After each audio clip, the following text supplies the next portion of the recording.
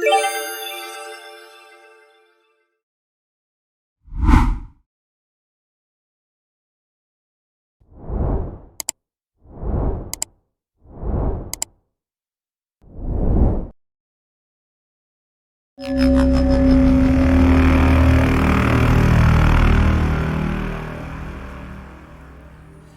the peaceful world of Ember, the Alliance of Nations prospers, free of scarcity and injustice, a utopia for all.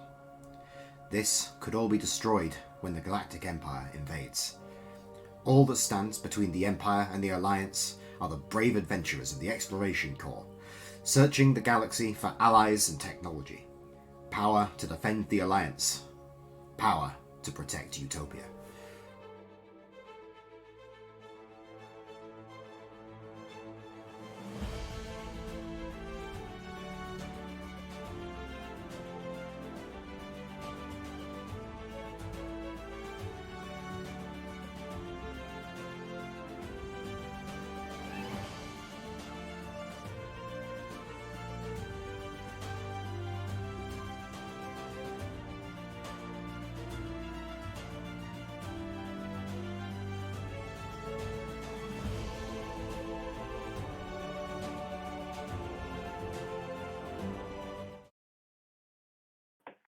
Good evening, everybody. Welcome to the 5e Frontier. My name is Patrick Lynette. I'll be the GM for this wonderful game of Dungeons & Dragons we'll be having tonight.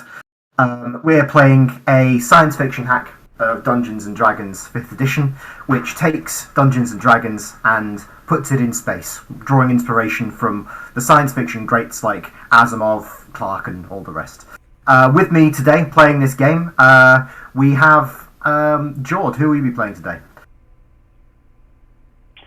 Hi, I'll be playing Calidus Notdale, a Space Ranger for the Alliance. Wonderful. And I see we have some fans today in chat, Brad? Yes, yeah.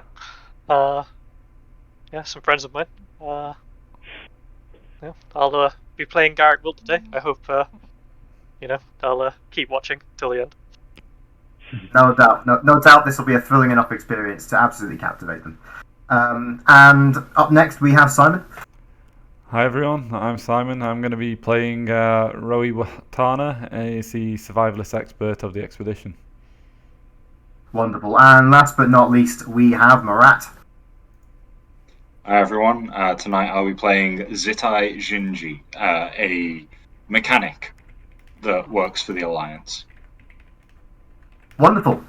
So, without further ado, I think we'll get cracking and jump into the story. So, when we last left our brave adventurers off, they had crash-landed onto a strange and primitive planet. This planet is the moon of a gas giant which hangs luminously in the sky at all times. They crash-landed on a beach, their escape pod having been dashed on the rocks. They've pulled themselves together with the help of Rowie being an expert in these situations.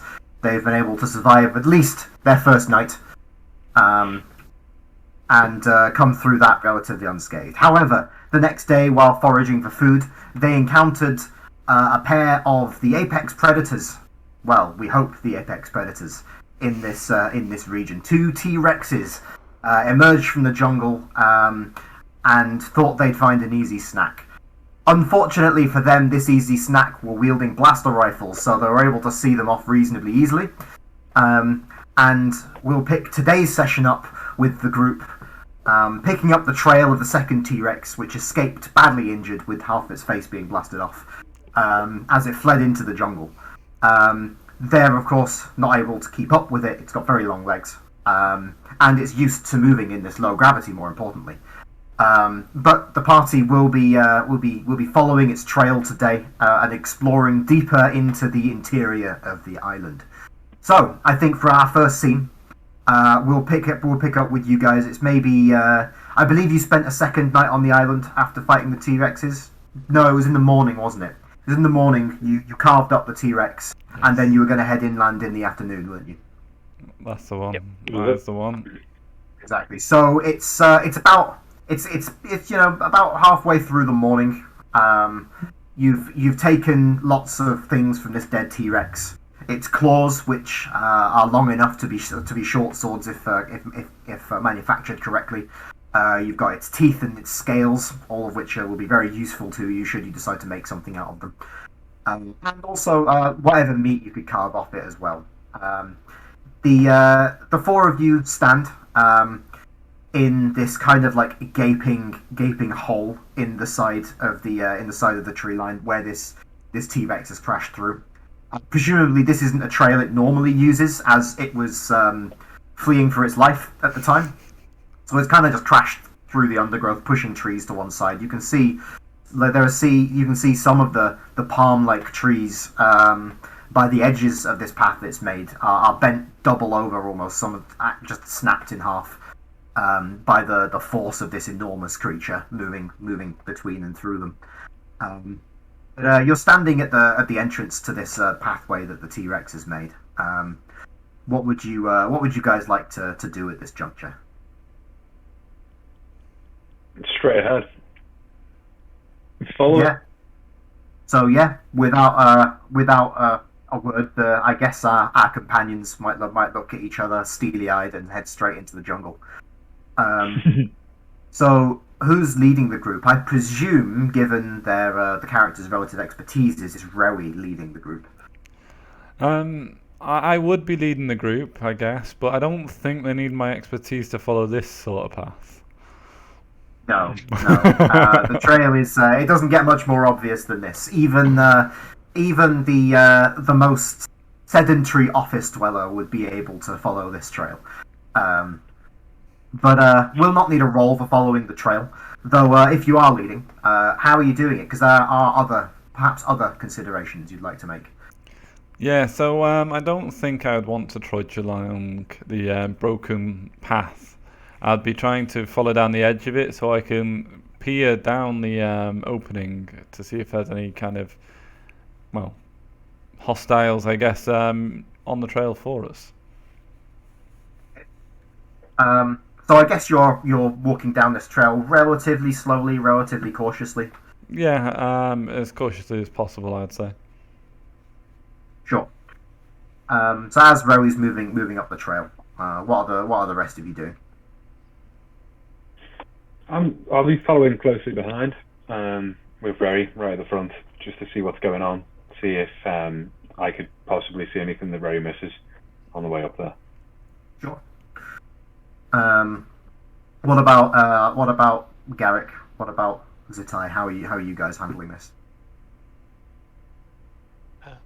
I'll be trying to lead up the rear. I think, just keeping an eye in deeper into the jungle, not along this clear path, just to see if anything is taking interest in the lots of noise that has just happened.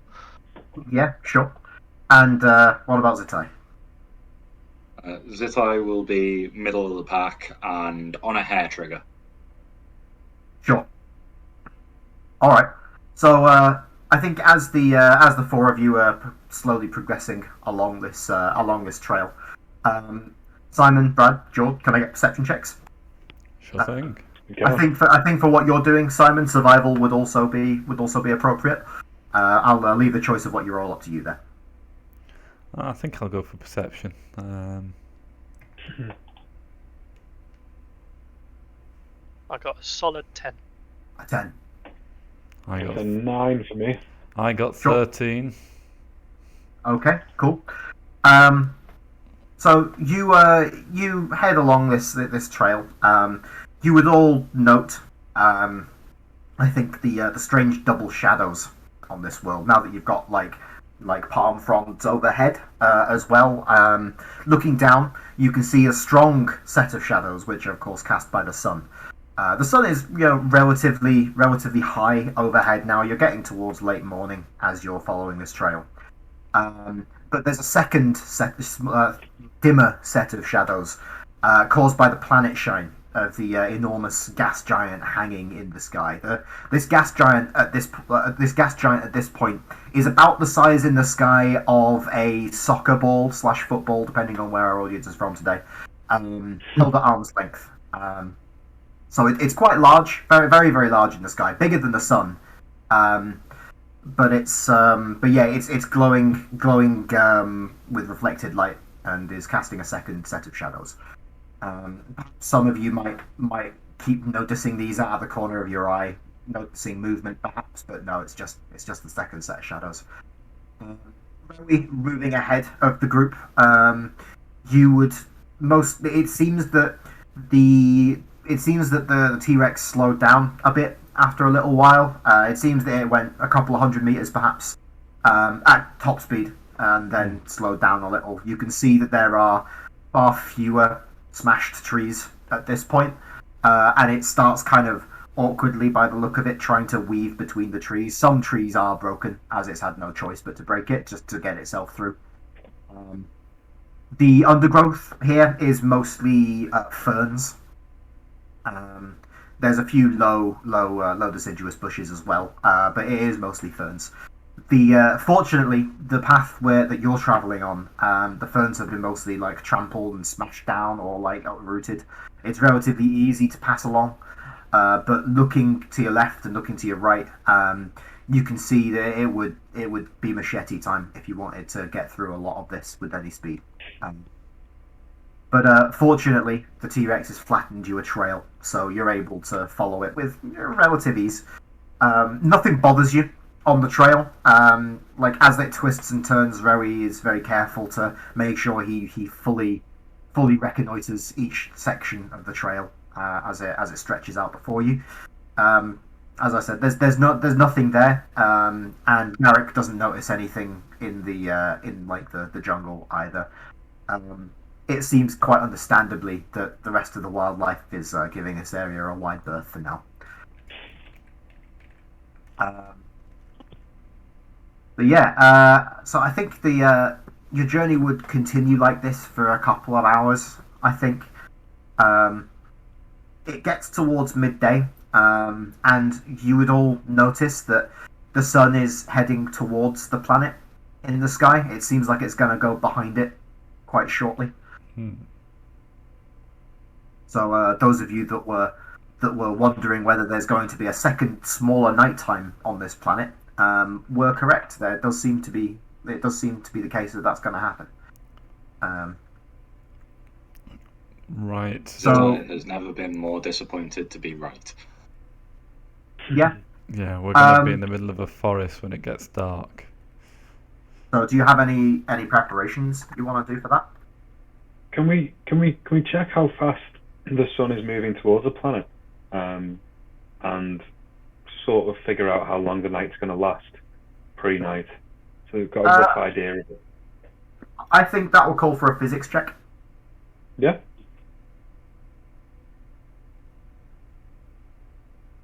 I don't know if I'm the most qualified to be doing this, but I shall give it a go.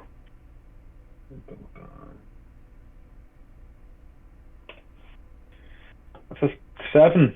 I'm definitely not the most qualified to be doing this. 7. Well, it's moving at about the same pace in the sky that Ember's sun moves in the sky. Like it seems like the day length is about the same. Like the planet's quite big, but like you're not sure like how long that'll be. Like you reckon probably somewhere, but like it could be like 10 minutes, could be an hour. Like you're not really super certain. Okay. It's good enough to have a little rough idea. That puts me in a bit safer mind of space of thinking. Yeah. So as you're all kind of walking in relative silence, which one of you picked up the data pad from the beach? It was Ensign Hajak's music player. I think that was Calidus, wasn't it? I think that was me. Yeah, I think I picked it up and spared the other guys the fear of seeing it, just in case they thought their friend had died. Yeah. So as you're walking along, and it's getting quite quiet right now, you can hear this kind of like very, very quiet tinny music noise coming out of your phone. It seems like it's playing. Like it's quiet enough that only you could reasonably hear it, and that's you can only hear it because it's literally on your back. But you know when like your headphones are playing and they're in your pocket and you can kind of hear it sometimes. That's what you're getting right now. Yeah. Can I quickly stop to take my backpack off and have a look, see if I can stop the music? Don't want it being a little annoying. Yeah. So you open up your bag, open up this music player. It's kind of battered. The screen is the screen is cracked. So when the illusion that displays the image projects just above the pad, it's kind of flickery and like there's a big line going across it of dead illusion elements. Like it seems that like the play pause button doesn't work though. Like you can't stop it playing. Can I try to take the batteries out, the mana crystal? Yeah. Like you flip it over. You like have a little look. Like you go to like get your fingernail underneath the panel that would normally pop off.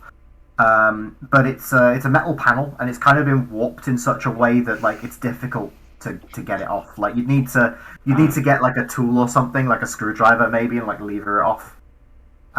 Normally though, when this sort of thing happens to a device, really you should take it into a specialist to get repaired, because if you pop it off and your screwdriver slips and you smash the mana crystal, you'll end up with little shards of mana crystal in your face, and a lung full of magical radiation. So it's not recommended that amateurs fix these. It's a specialist sort of thing. Doesn't sound too tasty. I think at this point then I might have to let the team know what I found. Yeah, I think at this point, because you've done a few things with it now, you've looked it over. Like you're like 10, 20 seconds behind the group. Like I think the others might notice that you've stopped for whatever reason. Yeah, I think it's time to come clean on it and sort of shout at, well, not shout, but sort of hey guys, as they all stop and turn around to listen. I found this on the beach before. I didn't want to mention anything because we all know whose it is. But it's playing music and I can't get it to stop. I'm worried that it might draw attention to us. What do you think we should do? Find the volume button. Winner. I have a look at it. Do I see a volume button? Yeah. So like you flick through a couple of the different displays. It takes a few presses of the button every time. It's quite badly damaged. And like based on deduction, you think that there is a volume setting. You can see about half of it over like the massive row of dead elements. And you go to turn it down. Like it doesn't do anything for a few presses. Then you press the volume down button again, and it sets it to max volume.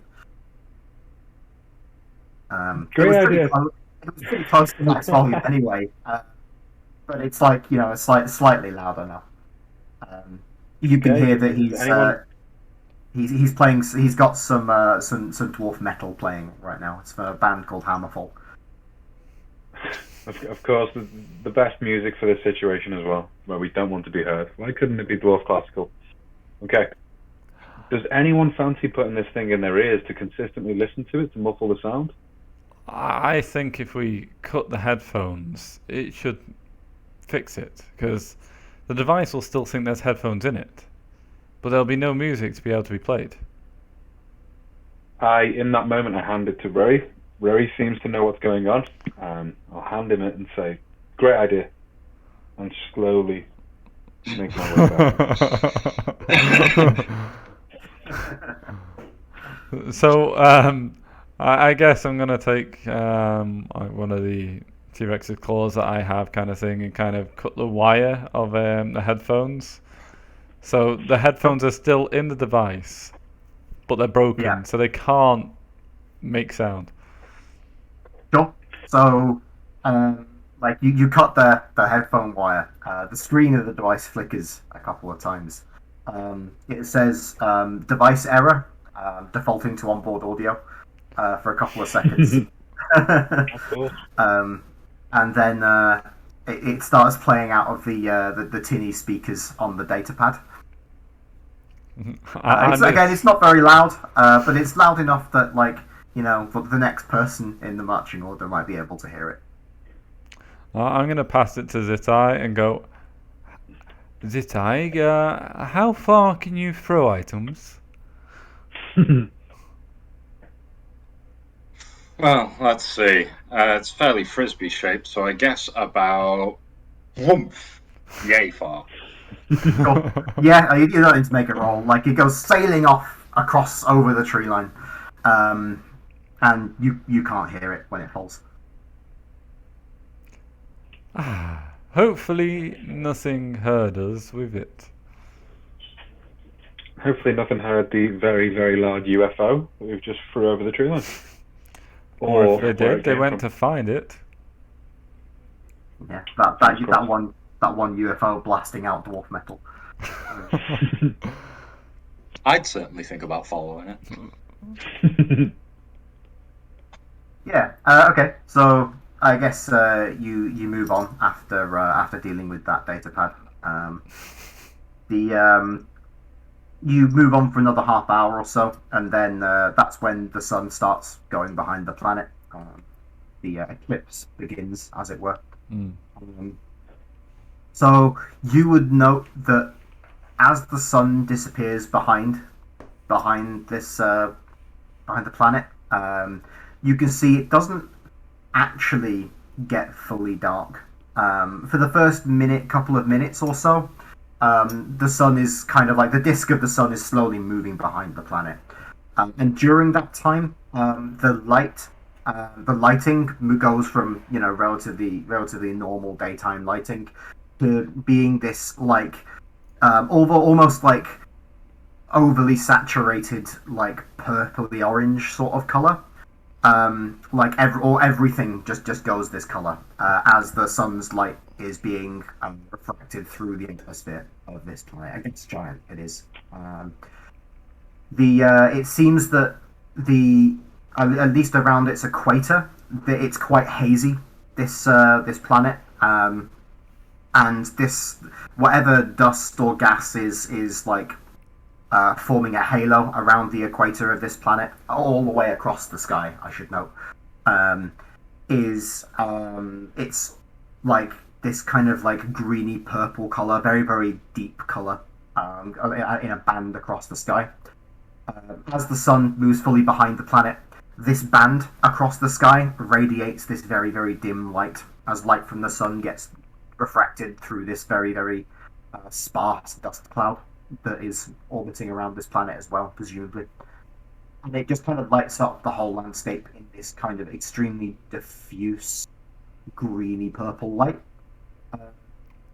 Notably, like, there are no shadows in this light either, because it's coming from kind of a band all the way across the sky.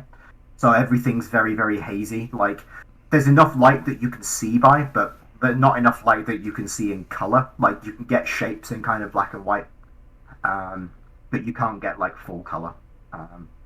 Very, very dim light, but there is light, and it's enough to navigate by. That is weird. Do you guys have anything you want to do during this time, or are you cracking on, staying put? I think I'd advise everyone to stay put and observe for a minute, because this is something I've never observed before. Like, let's see if there's any kind of phosphorescence in the plants or such that like we can see in this light. Sure. Give me a biology check. Biology. See if you can find any local adaptations the plants have for this environment. So I have no skill in biology, so I guess science. Yeah. Straight intelligence. So that is a 7. 7. Looking around, doesn't seem like the plants are any different to any other planet. I mean, they're a little bit different to some other planets, but like they're about what you'd expect to find on any planet in the galaxy by the look of it. Right, okay. So I'll let the guys know that like I can't sense anything. They all look the same as normal planets to me. I guess we carry on just safely. If We'll you keep think our it's wits safe. about us in the dark, I think. Yeah, but pretty best for us to make progress. Is the temperature of the planet like constant, Pat, or has it kind of suddenly dropped in temperature? Like, paying direct attention to it, like the temperature's dropped a little bit. You know, you've not got direct sunlight on you anymore. And like things seem to be cooling off very, very slightly, but no more than it was at night. And the temperatures at night were reasonably comfortable. It never really dropped below like 20 degrees C. Right. Okay. Well, that's good then. I'd happily continue on. So yeah, continuing down the trail, moving slightly slower, perhaps to take into account the dim lighting conditions. In about 20 minutes' time, the sun re-emerges in much the same fashion as it was hidden, and just in reverse. And once it comes back out from the other side of the planet, you're back to full lighting. You'd note that as another thing that you'd note while the sun was behind the planet as well. Any bird song you'd have heard any like animal noises, like distant animals from in the jungle. They would have all gone quiet during the eclipse. But that's something you'd possibly expect. Like Ember occasionally has eclipses, and that's the same behavior you get from creatures there as well. But yeah, as you continue down this trail, it's enough like it's perhaps 2 p.m. or so by the time you encounter anything. As you do, Rary would be the one to spot this. As you come around a corner, you kind of look down the next stretch of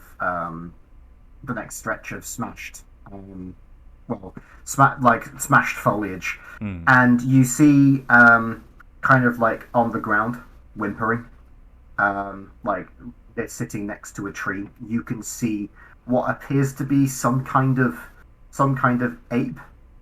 It's got a bright red face. It looks a little bit like an orangutan, but perhaps a little bit bigger.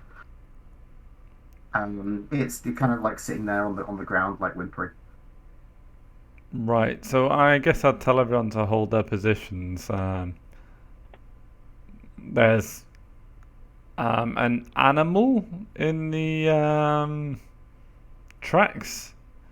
Doesn't seem to be aggressive. What sort of animal, Ravi? So like I'll kind of point you in the direction and go, it's like a kind of monkey, lemur, ape thing.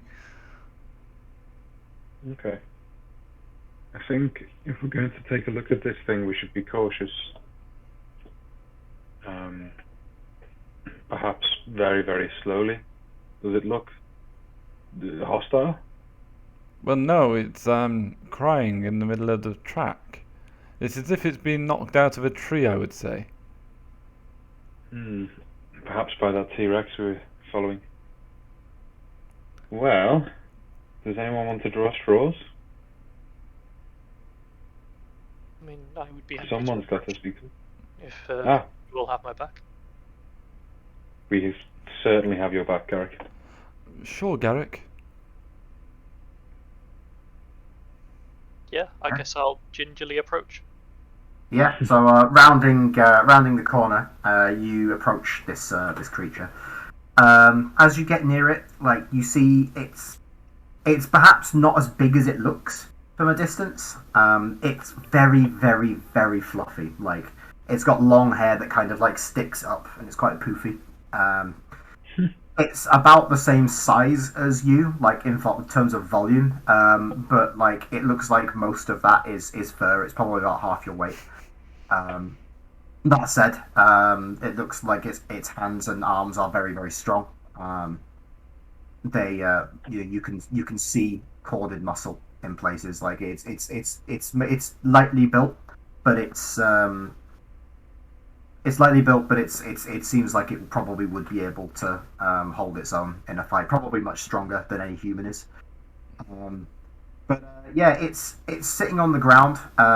It looks like it's got a broken leg by the look of it. You can see like its leg's quite bloody as well. It seems like bone has poked through the skin in one place. Additionally to that, you can see that it's got small wounds covering most of its body. And there are kind of like a couple of tufts of fur kind of like nearby it as well. Are you making any attempt to sneak as you approach, or are you just walking up to it in plain sight? If I can get to about within 30 feet of it, sneakily, I'll make myself known as soon as I get to that point. Sure. Yeah, I mean, give me a stealth check then. Yeah. Okay. So that is.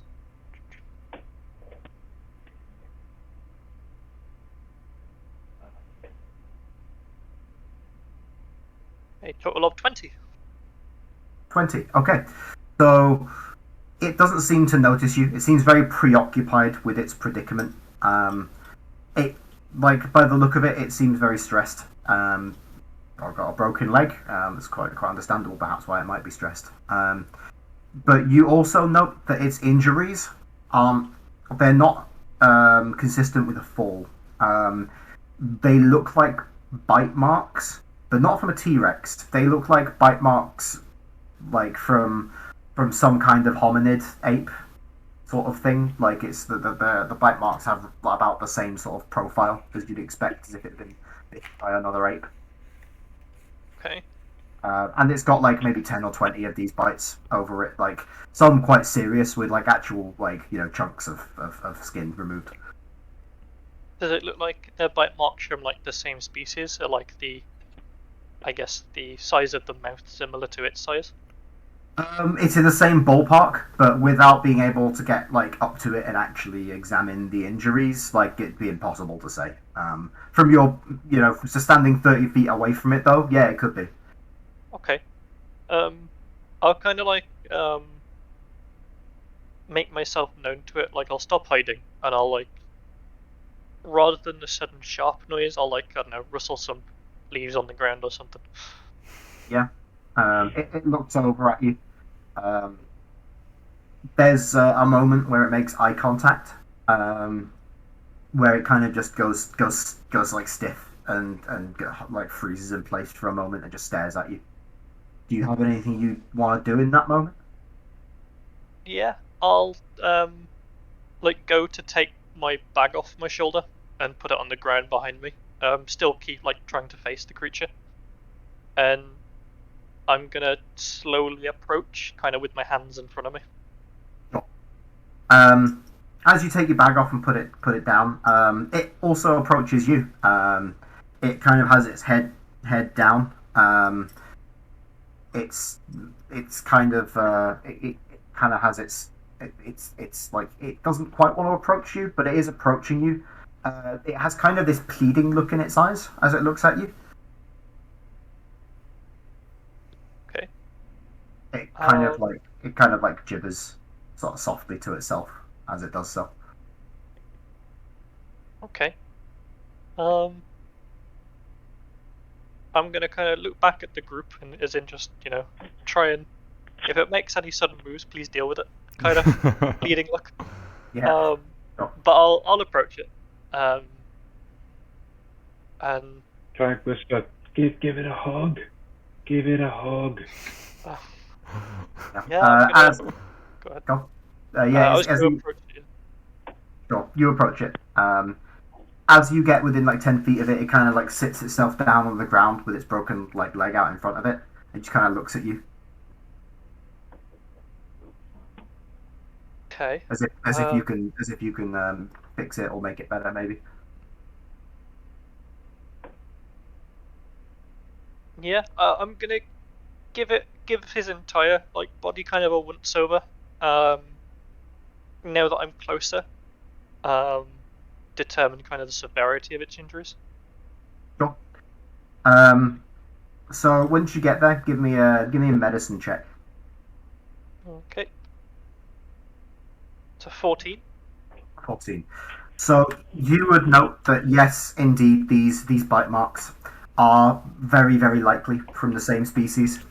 You're not sure what the circumstances were that it got these, but the blood's kind of congealed in the wounds a bit, like they're not really bleeding anymore. So it seems like it was like at least a little while ago.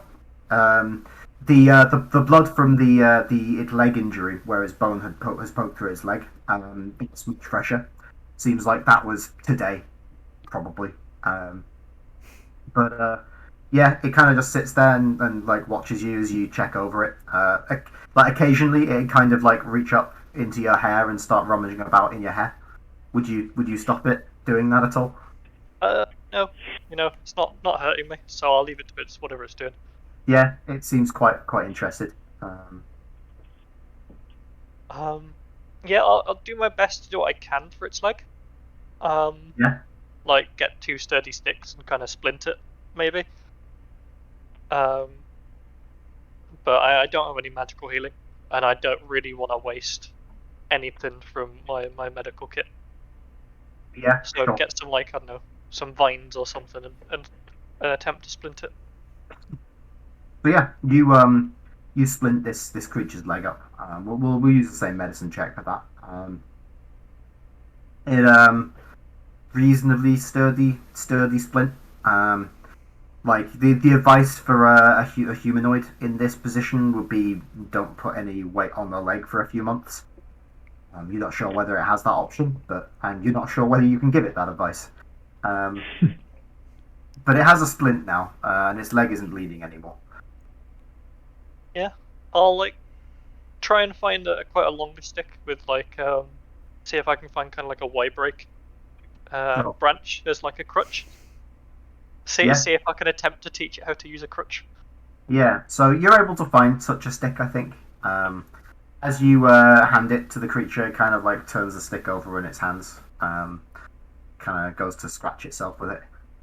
Yeah, like I'll like attempt to help it to its feet and kind of stick the crutch under its arm, and then kind of let it put its weight on the crutch rather than its foot, and kind of attempt to show it that that's the way it should do it. Sure. You like as you like help it stand up, it goes to put weight on its leg, and then it goes and shoves you out the way as it put weight on its leg, and it's not comfortable with that. Can I assist with this? Because I've got limited communication with animals and plants, Brad.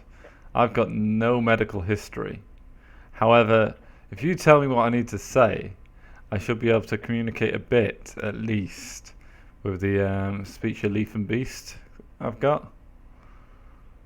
Yeah. I mean, I'm just attempting to get it to know how to use a crutch, or at least something, so it's not putting weight on its foot. If you can tell it to not put weight on its foot and instead put weight on the stick.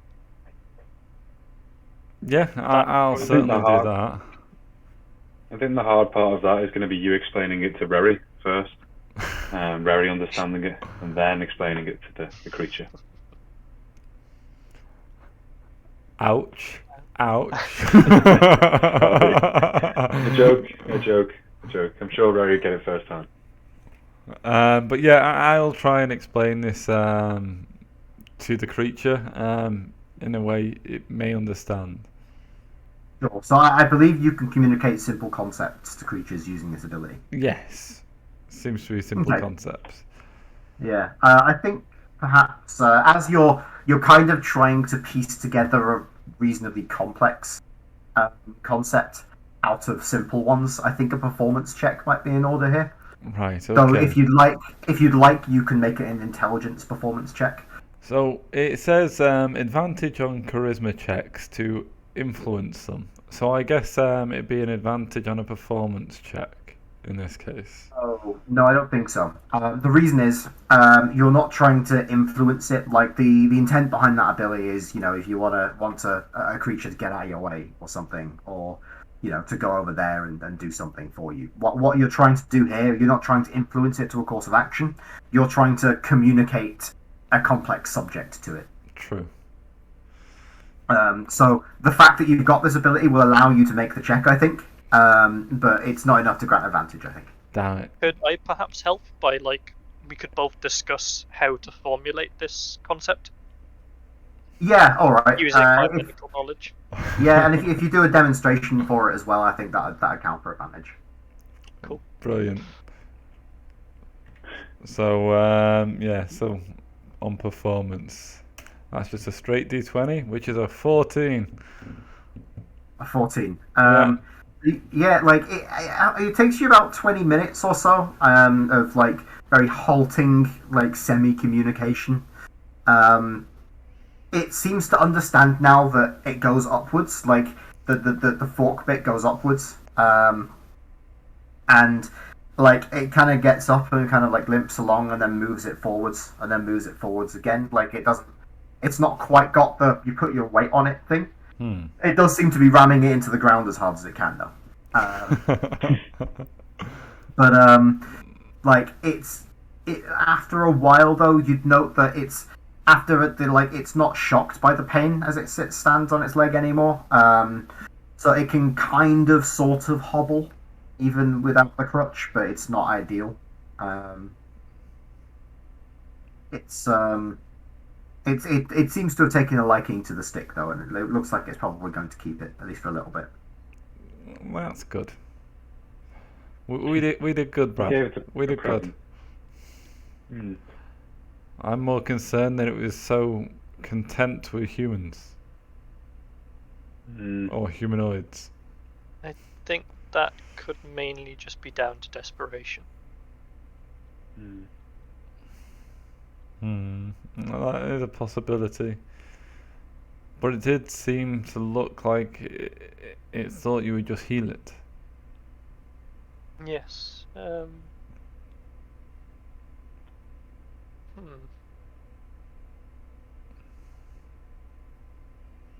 mean, judging by might be a good sign. Go ahead. Could be a good sign that some of our crew might still be alive. Might have been benevolent to it previously in the past 2 nights that we've been here. Nah, you don't learn that sort of behaviour overnight.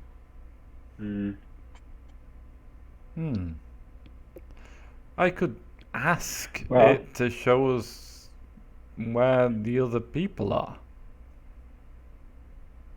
That is a simple Great. I thought we concept. were hunting the Rex. Well, why not do both? Hopefully the Rex isn't eating our people.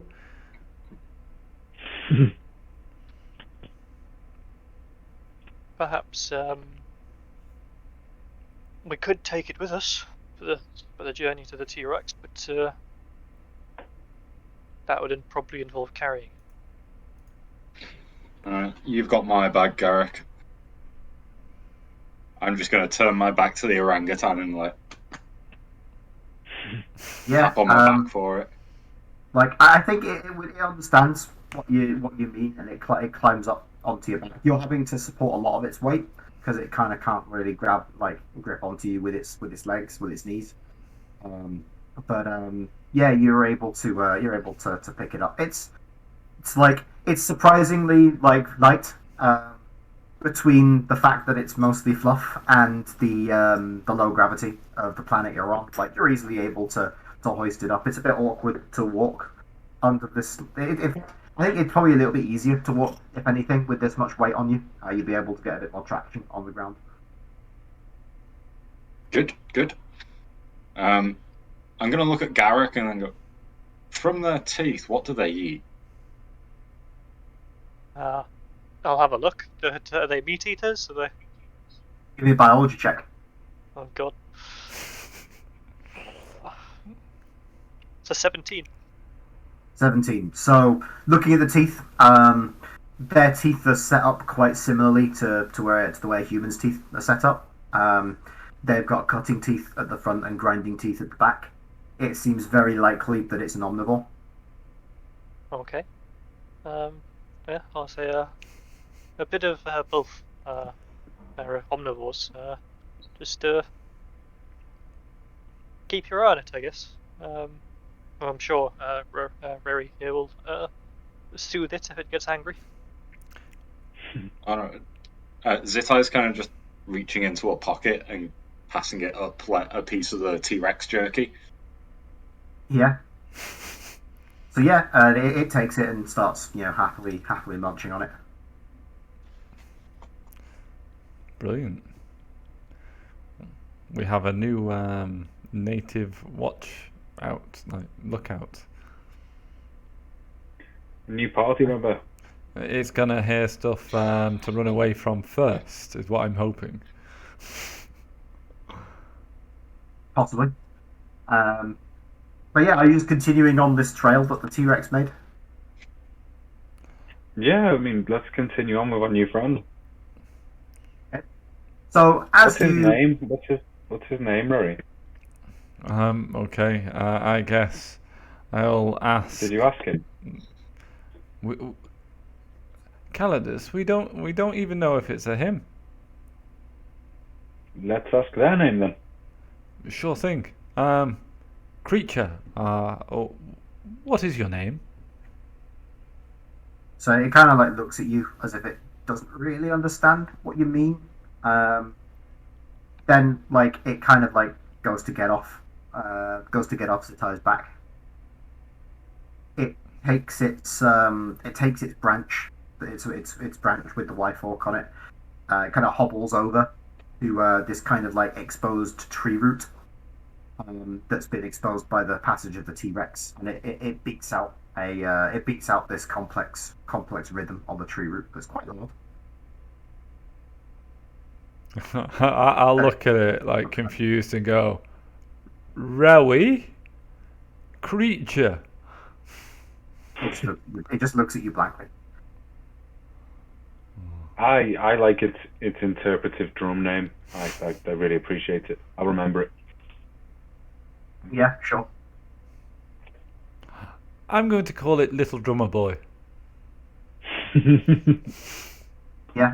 As you say that, off in the distance, very, very faintly, you can hear another kind of beat, a complex rhythm being beat out. It's about the same length, maybe 4 or 5 seconds. But it's quite distant, but the sound seems to travel quite well. Looks like we got a bit of call and response going on. Does anyone want to do a little rhythm on the tree and see if we can get another response? Or do we think that's a terrible idea? I believe that may reveal our position. Idea. As you guys are having that discussion, the creature just it beats its name on the root again. Can I attempt to beat its name on the root? To show that we know its name. Oh. Yeah, sure. What are you going to use to do it? I think since it's drumming, we're going to go with performance. Yeah, sure. Give me a performance check. Okay. I've never wanted you to get in that one more. Oh, it's a 22. It's a nat 20. I know the guy's name. Yeah, you perfectly. You beat this guy's name out on this tree trunk, and it kind of looks at you. But after a couple of seconds, you hear the response again. They think I'm him now. I've imitated him. Yeah. The creature it kind of looks at you guys and then kind of gestures its head in the direction of the other drum beat. I mean, I think it might want us to go that way. Whether that's a clever decision or not, I think I'll defer to the party. I guess I'll look at him and go, safe.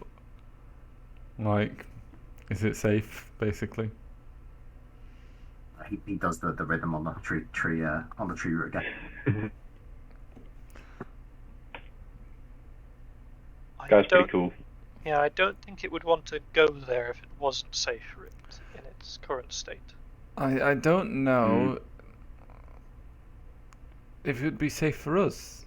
I'm just worried that is alerting more like it about us. It is covered in bites. From similar creatures, yes. I believe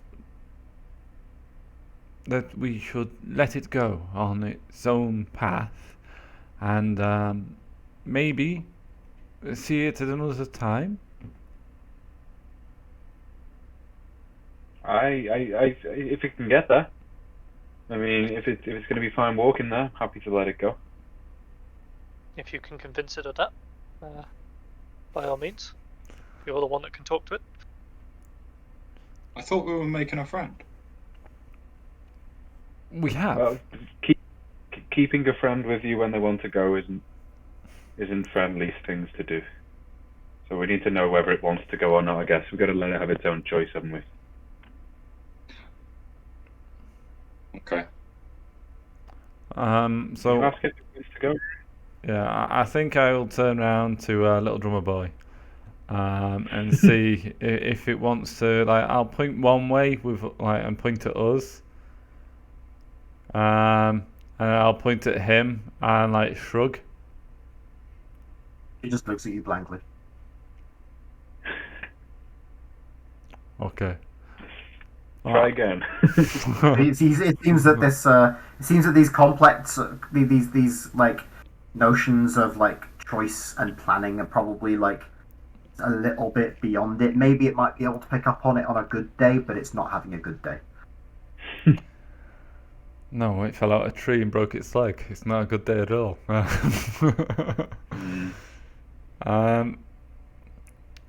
I guess because Roey's the one that's worried that we might be getting led to a kind of trap, possibly, or we're going to get outnumbered. He's just going to start waving to the creature and explain to the others that he said he's going to stay with us for a bit, but then might just wander off. Basically, hedging my bets as fuck because I haven't got a clue what this guy's going to do. Right, so he's staying with us. Okay. We trust you. Yeah. I'm getting him back up on the shoulders. Sure. He kind of slightly shuffles his way over to you and climbs onto your back again. And then I guess I will lead the party away from the exposed tree roots. Yeah, sure. So you continue along the trail for another 20 minutes, half an hour or so. At this time, you would note that the terrain seems to where it's been relatively flat up till now. You start to climb a hill. The inclination of the terrain goes upwards quite significantly here. At some points, the trail kind of veers off to one side very abruptly to avoid an abrupt incline. That's at some point when it seems to find a patch where the vegetation is not very thick. It just kind of goes up the incline. But after about 10 minutes of navigating like this, you come to another flat section, and the trail that you're following emerges onto another trail by the look of it. This trail heads left and right. It's a little bit bigger than the previous trail, perhaps, but doesn't look like it's hastily made. It looks quite established. There is no trees growing on this trail, and the vegetation is quite low. The obvious trail of the T-Rex stops here, as it seems to now be using this trail. I guess Rowie would look for kind of remnants of blood or anything from the T-Rex, as we did severely injure it. Survival check. Dun, dun, dun. Survival +8. That is a 26. 26, very nice. So you see, looking closely, you can see, it took a right here. If your internal compass is correct, then that's further inland.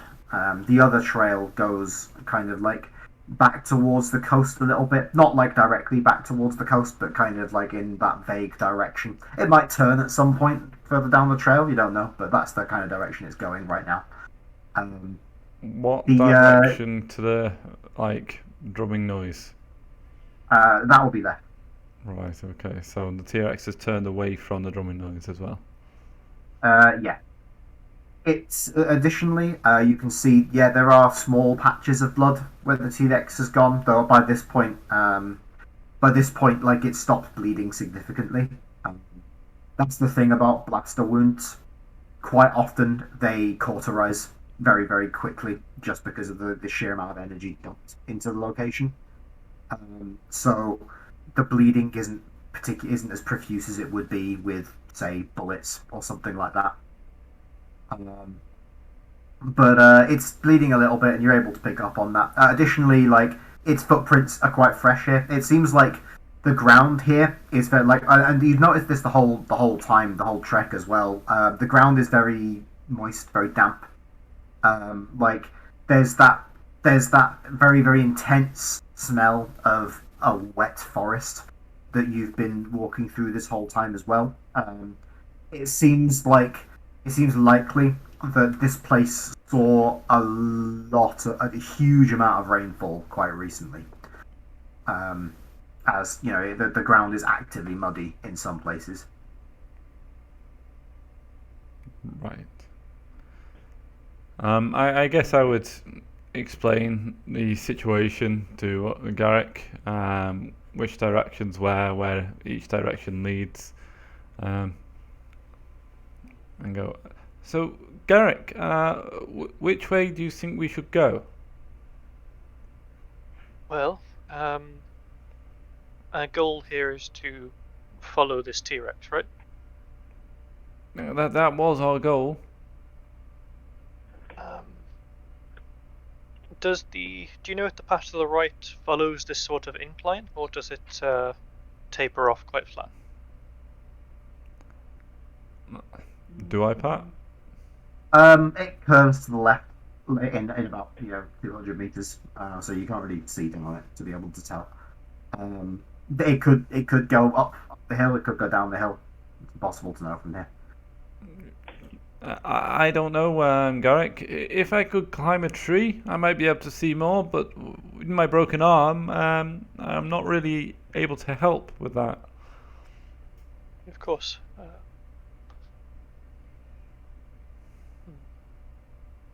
I'm just thinking that this creature is significantly faster than us. It can outrun us. If we follow the trail for a bit, if the trail begins to climb, we can continue to follow it. I think but if it carries on and declines, maybe we should head back and attempt to maybe find out where this guy, nodding towards the monkey, comes from, if everyone is okay with that. I think that's a brilliant plan. Yeah. It sounds like a good idea, especially, well, if it rains like the land suggests, our shelter will not hold up.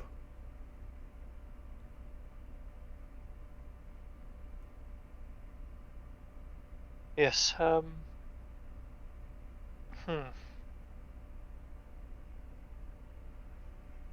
We've got no shelter on the beach.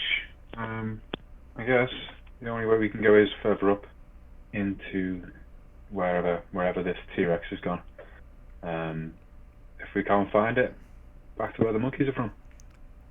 I was thinking that, Calidus, that the monkeys might have shelter.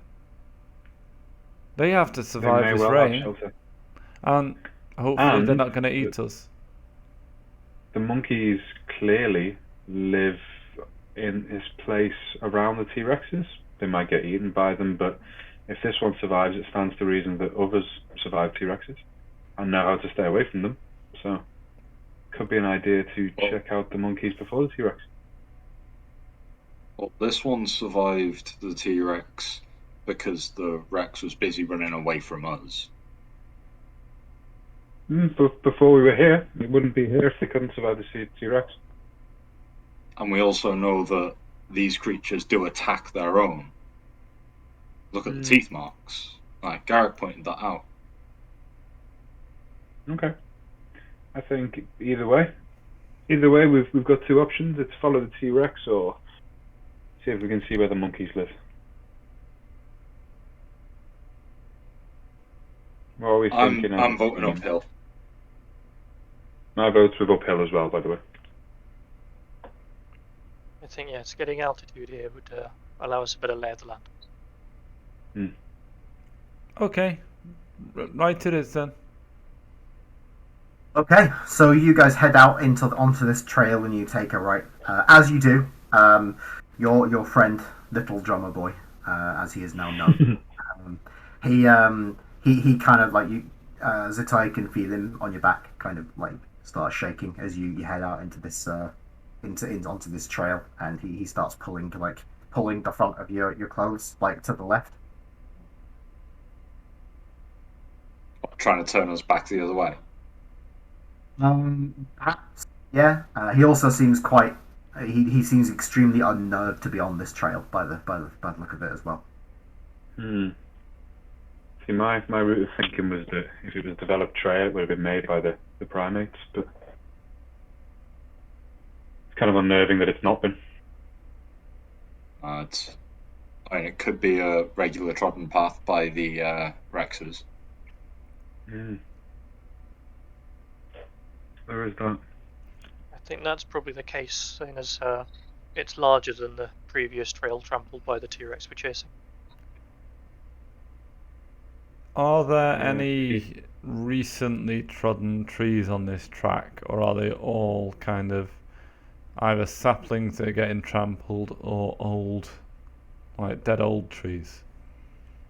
So you basically want to gauge how old this trail is, right? Yeah, because if it's used constantly, there's not going to be any fresh growth. Yeah. Like, there's not going to be big trees. I think survival check makes sense here. Okay. That's a 21. A 21. So you looking at the undergrowth and the trees on this trail, you'd note that there aren't really any trees here at all, and those that are like very young trees on the edges of the path. So yeah, that the evidence here would suggest that it is actually a relatively established trail, quite reasonably old. Like it's been here for years, probably. Depends how fast the trees grow here. Is there a clear direction of travel on this track? So are the trees all crushed in one way kind of thing, or is it kind of a mismatch? Yeah, so we'll roll that one into the last survival check, but yes, it seems that there is no clear direction here. The T-Rex went right this time, and that's the most recent set of footprints.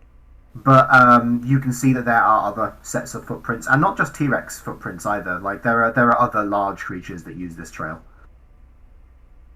Okay. Brilliant. So yeah, I'll inform the group of that kind of thing as I'm scouting along. That it just does seem to be kind of a central thoroughfare that not just the T-Rex use. Okay. Do we think it's safe to go further inland when there's tracks on this path just as large as the T-Rex? Well, if I remember correctly, usually the bigger ones eat vegetation. Okay. That could be a saving grace of this path. Well, not everything eats meat. Rory, just so you know, Little Drummer Boy thinks you're full of hot air. He does not want to be on this trail. Well, he can go the other way. I think perhaps following this trail for a short period just to see where it goes. Maybe around that corner, a few hundred feet away. See if it heads up or down from there. We'll make a better decision now. I think we should track to the corner too.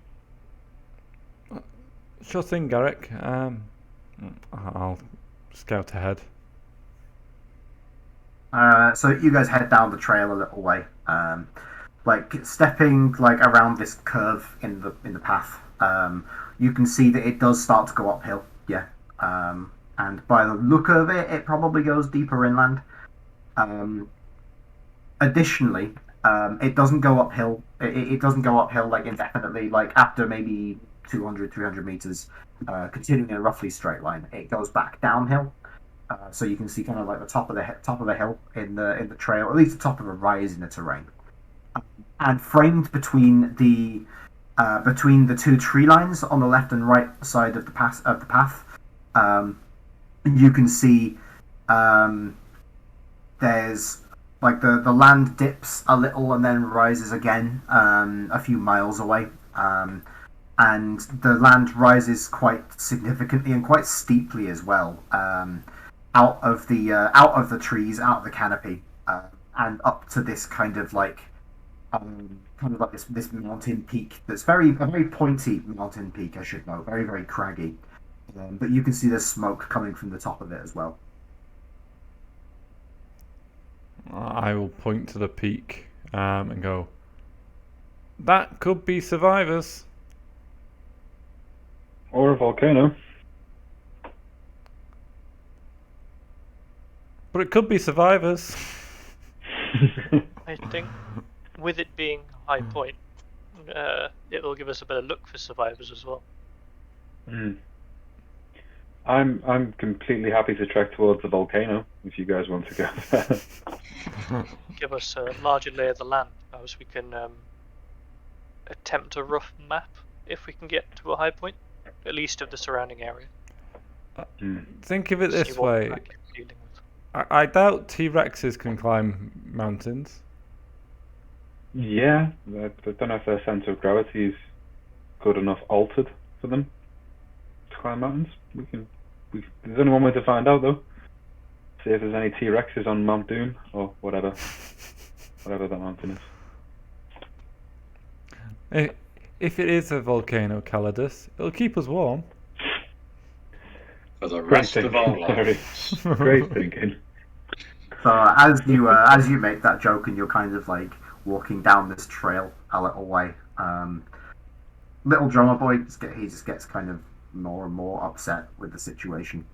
He's shaking on Zitai's back, and just before he at some point he starts yanking your top to the right, as if he wants you to go into the tree line on the right. Guys, let's just step off the trail. Okay. Sure I'll thing. follow you into the tree line. Zitai. Was that sorry? Sure thing, Zitai. Why? Little drummer boy really doesn't want to be on this trail. As you say that, More and more Right. anxious. As you say that, you hear a wood-on-wood drum beat. It's different from the one you heard before, though, and it seems to make little drummer boy quite agitated. It's very close. We should get off the track. It could just be a different tribe. If it's a Yeah, different like tribe. the tribe that maybe left teeth marks in him. Possibly. We don't know.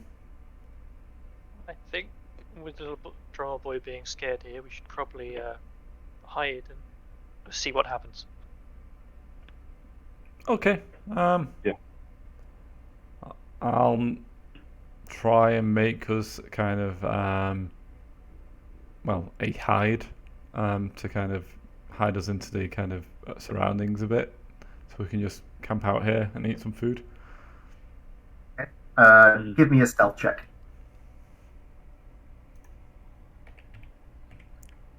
Stealth's not too bad.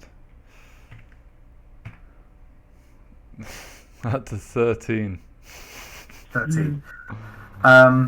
So yeah, like you like grab some like a couple of ferns from nearby the edge of the track and like a couple of large branches, and you're able to kind of set them up so that you could all kind of crouch underneath them. It's better than just crouching on the edge of the road by any means, but like it's not the most subtle. Animals might miss it though. That's good. What's Little Drummer Boy doing? Is he kind of content with sitting pretty, or?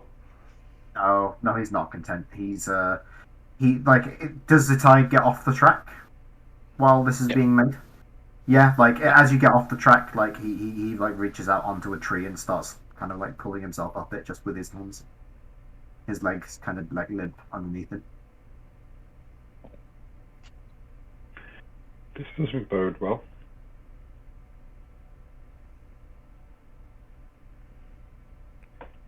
Can I try to hide myself in the trees as well? You're gonna try and climb a tree? Because if Not I climb it. I mean, I haven't yet took my strange fern costume off yet. Yes. So I mean, I'm pretty set to stealth myself into this tree line. So since Rowy's made a hideout for you, you can either take Rowy's 13 or you can make a stealth check yourself. It's up to you. I'll make a stealth check. I'll have a little go. I've got my outfit on. Might as well. I'm pretty stealthy usually. An 18. Nice. Yeah. So like using the leaves you've stuffed into your outfit, so kind of like break up your outline. You like disappear back into a bush. Exactly. So yeah, you've disappeared back into this bush. Cowardice is very well hidden. What about the rest of you? I'm going to take the 13, I think. Yeah. Same. Sure. So the three of you just kind of like hunker down in this hideout. As you do so, not 30 seconds after you all disappear, you can see on the opposite side of the tree line of the trail, you can see maybe like 8 or 9 large apes of the same sort that Drummer Boy is. They're coming out of the tree line and kind of like they head up the trail a little bit, and they like it looks like they're heading to cross the trail. They're all, they're kind of the same style kind of ape as him. When they walk on their knuckles as well as their feet. They're not like they're not fully bipedal, but they're also not fully quadrupedal either. They've got long prehensile tails just like him. They seem to be arboreal more than anything else. It's just there's no trees there's no way to get from one side of this trail to the other in the trees, so you gotta walk it. They're very furtive as they move across the trail. Like they're looking left and right very quickly, very furtively. As they one by one they dash across this trail. None of them seem happy to be on this trail at all. One of the last ones to come across, is a bit older than the rest by the look of it. They've got streaks of white in their brown and orange fur. And like their face is all kind of like battered and scarred. As well as that, they're carrying this large stick in their hands. It's kind of like not like this warty, knotty looking branch, possibly a root that he's got. But it looks like it's like the bark is kind of smoother than you'd expect. As if it's been handled a great deal over a long period of time. Almost polished in some places just by handling. As he crosses the he's slower than the others. As he crosses this trail, he would glance over towards your hideout, your shelter. His passive perception is higher than 13. So he kind of spots that something's not right there. Like, you hear him like do this little shriek, little yelp to the rest of them, and he kind of like crawls over to where you towards where you guys are hiding. Yeah, he's kind of walking on three limbs. Is the fourth is carrying this this stick that he's got. I'm just hiding still. Yeah, he's not spotted cowardice at all. Like none of the apes know where cowardice is. None of them are reacting to your presence whatsoever. The others are kind of like very suspicious of these bushes, though. So Zitai started to get into like a rugby scrum sort of position, ready to charge out of the bush. He's not moving yet, though. Yeah, sure. Like they are likely to be much physically stronger than you, being apes, but you do have you've got technique and hopefully surprise on your side. So yeah, they like this scarred ape with the branch kind of like approaches the hideout. He's within 5 feet now. He kind of like starts sniffing on the ground. Do you guys have anything you want to do at this point? So, I guess it's obvious kind of the ruse is up. He's at least knows someone's there. And I can communicate with them. So, I guess kind of thing, I would kind of move out and try and say hello. Because one of them was friendly. This one's likely to be friendly too. So, I guess you step out. And what are you doing? What physical gestures are you doing as you step out?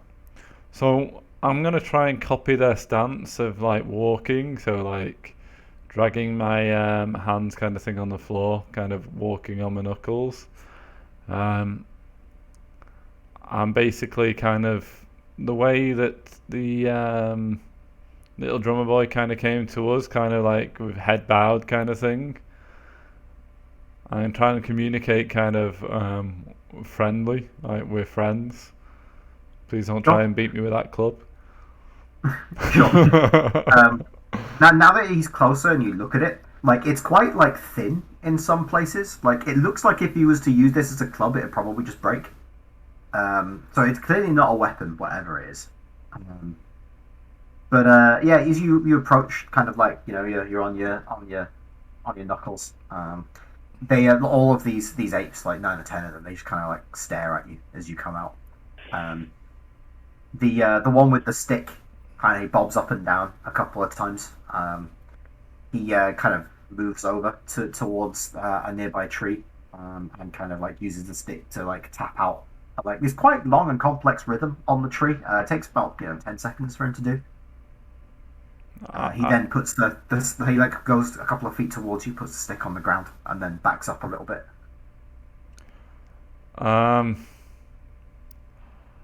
guess I'm gonna take the stick, and I guess I'm gonna have to try and copy that pattern.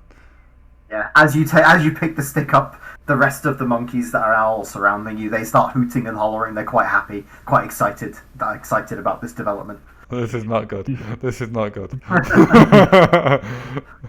But yeah, I'll try my best to kind of tap out the pattern and then kind of like bow down and place the stick back. Oh, give me a performance check. I'm really not good at performance. I love the bands. I have absolutely no benefit, but I was hoping to protect the others. That's a 19 on a straight 19, D20. And you're trying to copy his rhythm, are you? Yes. I'm not doing Little Drummer Boys because he was scared of him, so they could be that rival like troop. Okay, so yeah, you tap out this rhythm with the stick. Like it goes pretty well. The other monkeys they're kind of confused though. Like you copy the rhythm with great fidelity, but the monkey with the stick who had the stick kind of looked at you like he's not sure what to make of you. Did you put the stick back down? Did you say? Yes, 100%. So he goes to take the stick. He taps out the rhythm again and puts the stick back down and backs up again. And just kind of looks at you. The monkeys are kind of less excited now. They're more like, what's going on here? Right. I think you might have just told them that you're also their leader. I think Identity theft's not a joke, guys.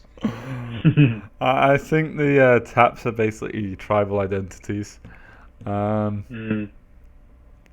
So I'm just going to take the stick, tap the tree once, and put it down. Because what I'm getting from this is Little Drummer Boy had a quite short rhythm. Like this one's really, really long. So if I do a really, really short one, they might not know what the fuck's going on. Yeah. They seem again. They seem to be perplexed. But like the one with the stick, he picks up the stick again, and he seems to think it'll do. At the very least. Yeah, a couple of as he does, as he picks the stick back up again and backs off a little, you notice a couple of the smaller members of his group, like a couple of them approach you. Seems like they've got like small injuries. Right. I guess I would sit on the floor kind of thing, and take out some like T-Rex jerky and just hand it to them. Yeah, well, they'll look at the jerky, and they'll look at you, and look at the jerky again. Well, they'll eat the jerky, but like, the one that you handed it to, like he kind of like turns his shoulder to you. There's a big bite mark on his shoulder, but he just looks at you as if you can fix it. I guess I'm screwed because I don't have any medical thing ever. But I have watched people try and mend stuff, and they just put cloth on things and they get better. So I guess I'm gonna like go into my bag and get kind of some old clothes, like from one of my costumes, I guess. I'll like just wrap some cloth around the bite mark and like give them a thumbs up. Because I have no medical training. Sure. So as you go to do that, fortunately, your lack of medical expertise receives a distraction. As from above you, you can hear like this cracking noise, and then a rustling noise, and then a hooting noise. As it seems, Little Drummer Boy has lost his footing in the branches above. The rest of the monkeys on the ground all look up at this point, and start like jumping up and down, hooting and hollering. Like they seem quite aggressive right now. The one with the stick just kind of like starts waving it over his head. They're all quite agitated right now, and it seems like one of the bigger ones, quite young by the look of it, looks like they start going to climb this tree. I'm going to copy them. I'm a friend. I will sacrifice Drummer Boy for my life. Yes. Okay, so I think it's about time we had our intermission, folks. So with Little Drummer Boy's life on the line, will he be sacrificed? Tune in for the second half of the session to find out. We'll be back at 1:15, folks.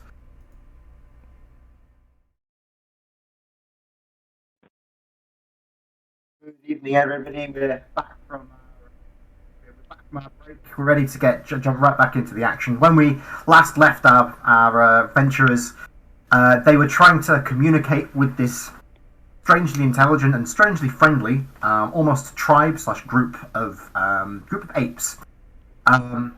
This tribe seems to be led by an older ape with grey and white streaks in its brown hair, who wields a stick, a very, very polished and well-used stick by the look of it, but a stick nonetheless. The ape that they've rescued and are nursing back to health seems to be from a different and hostile tribe to this group. He was hiding up a tree up till now and has now been spotted because he lost his footing. It seems that one of the larger apes from their group is starting to climb the tree to get up to him. Little Drummer Boy is holding on by one hand up there. He's holding on to a tree branch. It's quite precarious by the look of it. He's shrieking in terror now that the others on the ground have spotted him, and that just seems to be riling them up, whipping them up into a sort of like group frenzy. It doesn't seem to be directed at you guys. In fact, you guys are largely forgotten now. They've seen they've seen something that's hostile, so they're pumped. They're ready to go. Rowie has taken a step back and seems to be content to let them let them have poor little drummer boy. What about the rest of you? I would like to step between the one climbing the draw boy and the and draw boy. Yeah, so he goes to like step onto the tree, but you're able to put yourself between him and the tree. Yeah, try and make myself look as big as possible. Sure. Give me an intimidation check. I'm going to use my cultural heritage here, I think. Courageous sacrifice to give myself advantage on this. Sure. So you're from Thore. So the people of Thore are raised to they're raised to be very self-sacrificing, putting the needs of their friends above their own needs. It's one of the highest virtues in that civilization, and that's coming to the fore here as Garrick steps out in front of this ape that's, at least as heavy as he is, but far higher in muscle mass, to protect his new friend, Drummer Boy. Okay, and this is a intimidation check. Sure.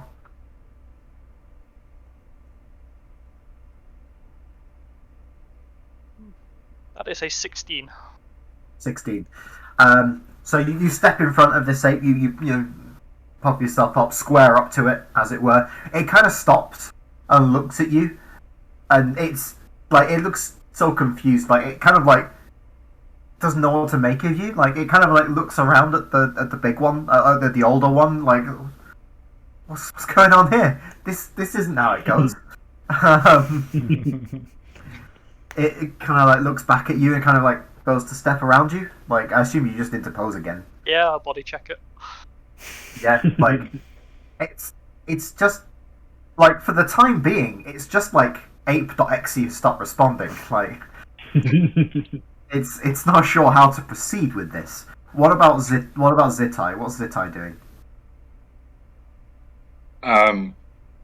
Zitai is going to step out, staying in like the low hunkered pose and just dead eye the like leader.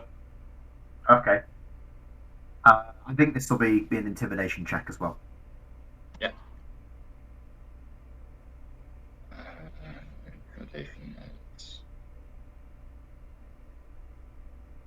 That's a 21.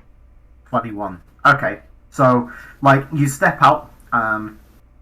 It knew something was in that hideout, but it seems didn't know quite what was in the hideout or how many people were in the hideout. As you also step out, very big, very imposing is Zitai. And you kind of stare it down. It takes a few steps back, like kind of like passing the stick between its hands. Kind of seeing, like you can see the gears in its head as it tries to work out what to do next. By the look of it, this is all very unfamiliar. Like not like it doesn't know how to handle this. This is weird. What about Cowardice? Is Cowardice staying in hiding? Cowardice is staying in hiding. Yeah, he's in the tree line, just still hidden. It's not quite the right moment for him to announce himself yet, so he's gonna stay stealthed up. Okay. So it seems that the group of apes, like they all kind of like group up and back off, maybe 30 feet away from you guys, and all like kind of like huddle together. Like it seems like maybe they're like as a group trying to decide how to proceed here.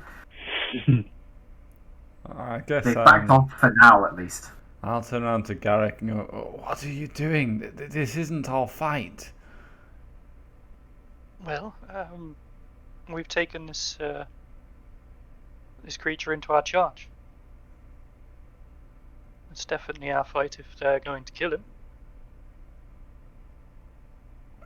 We could have, I don't know, crossed into their land. We could be the bad guys here.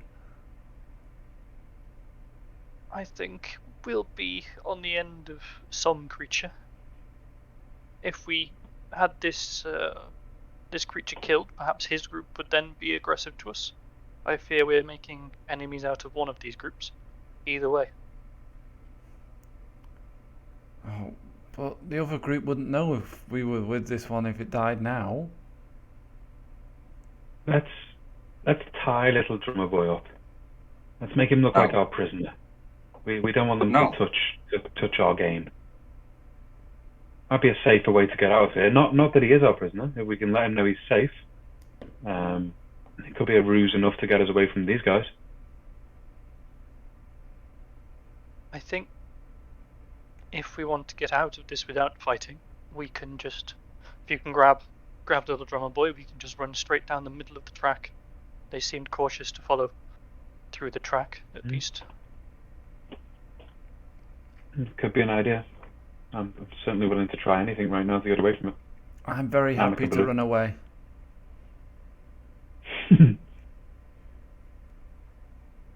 Yeah, I'll call little drummer boy down back onto my shoulders. He's not coming down. Like you gesture him to come down, but he's clinging to that branch right now. Like down is where they are. Yeah, I'm going to keep an eye on them. If they seem to be making any aggressive moves, then I will do so back. Sure. In that case, I'll stay in hiding for now. Okay, cool. So, Rowie, tell drummer boy to come down. Tell him we're going to get him away from these ones. I do my best, shouting up into the trees, kind of thing. Asking drummer boy to kind of come down so we can escape this situation. Okay. Give me some kind of ability check here. I'm thinking persuasion, perhaps. So if you can make an argument for something else, then you're very welcome to. Yeah, it's gonna have to be persuasion. I am the least charismatic person ever. That is a nat 1. Right. So you you hoot up to him, make some gestures that make him think that you're gonna get away from here. The other apes also see this, and like the older one, the leader, kind of like comes up to you, kind of like stands up on 2 legs. He's quite unsteady on 2 legs, but he stands up on 2 legs to, at least get part of your height. He's about up to your chest, I think, on 2 legs. But he'd be up to like the shoulders of most of you guys, because Rowie's just very tall, being from a low gravity planet himself. He kind of like just stands up. He's got his stick in one hand. He just looks at you, like, you what? Like, that's what his facial expression is like. It's just a mask of, you what, mate? Like, the rest of them are quite quiet. I'm just gonna like look at it, like turn away and look at the others and go, I don't know what to do in this situation. Like, he takes a step forward towards you and hoots aggressively up at your face.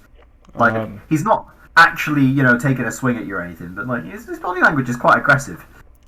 I do know how to handle this. I will cower. Okay. Yeah. Rory, allow me. I'm going to step up and push, like, gently move Rory out of the way, tower, and just do my best to growl at him. Alright, give me an intimidation check. See if you can roll as high as last time.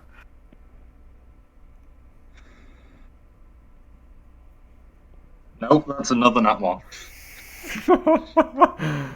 Oh, this dice roller hates us. Yeah, alright. So, like, you go to the growl at him, but at this point, like, 2 of the largest ones from their group, like, they're flanking him now. And what was, like, what's going on here has turned into, like, it's turning into a confrontation very rapidly. Like, they're squaring up to you, and you see a couple of the medium-sized ones, like, just go up to the tree and start climbing it. Or at least it seems that they're going to try and start climbing it while you're squaring up to these 3. Rowie, do something. I'm gonna pull out a handful of jerky and offer it to like shake it in front of like the elder's hand and like bribe him to leave the people alone. He screeches at you in this kind of ape-like screech and just bats the meat out of your hand with his stick. Okay. In that moment, I'm gonna break free from my hiding in the tree line that they haven't seen me before. Aim my rifle at the sky and discharge one shot whilst screaming at them in some kind of weird war battle cry. Like I break out the blush, gun in the air, one shot with a scream like rah! Sure. So give me an intimidation check. If you spend 5 charges out of your blaster to make it really loud, you can have advantage. I'll go for advantage. Yeah, we're using 5 charges.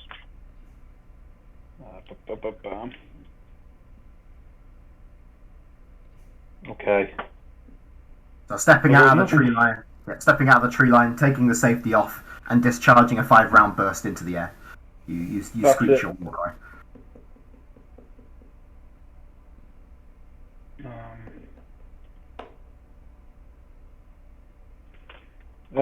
Sorry.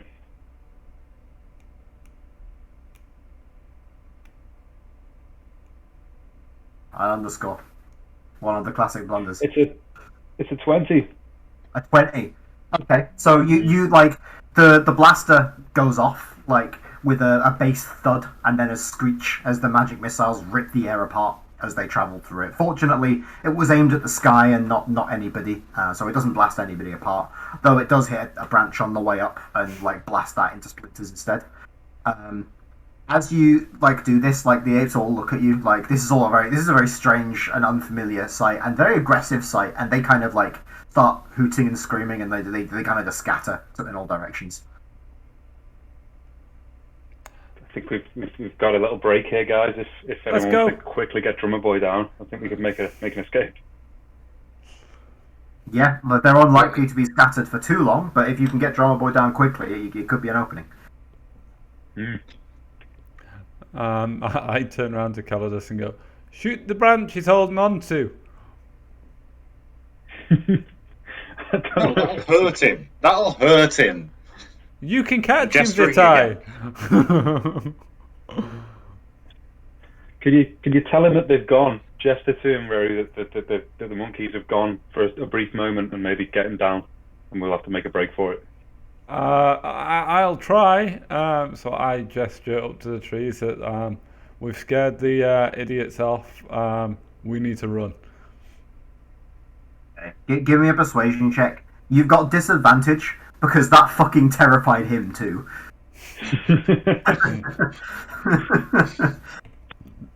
Disadvantage on a straight roll D20 roll.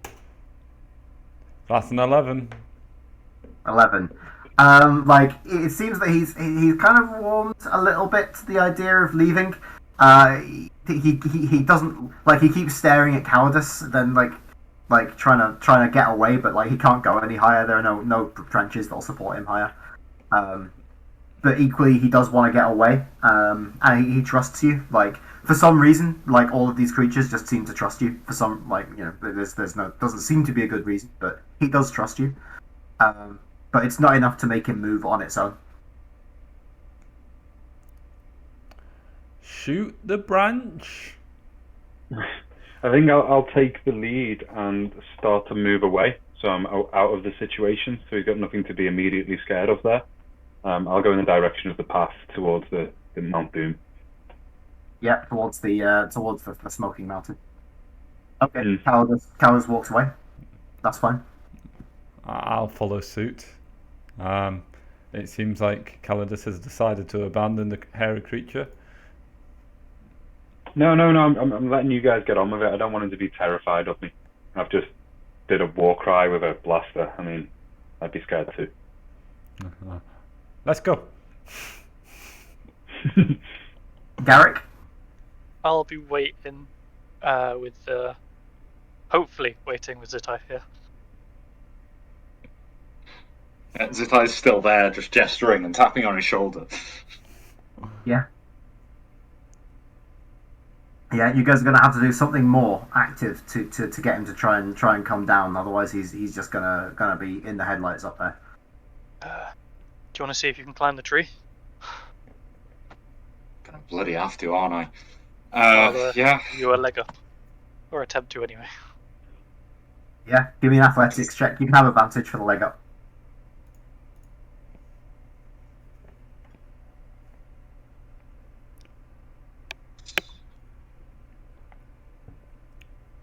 That's a 17. 17. Okay. So yeah, you're able to climb up there, but when you get up there, like once you're up there and next to him, he climbs onto your back.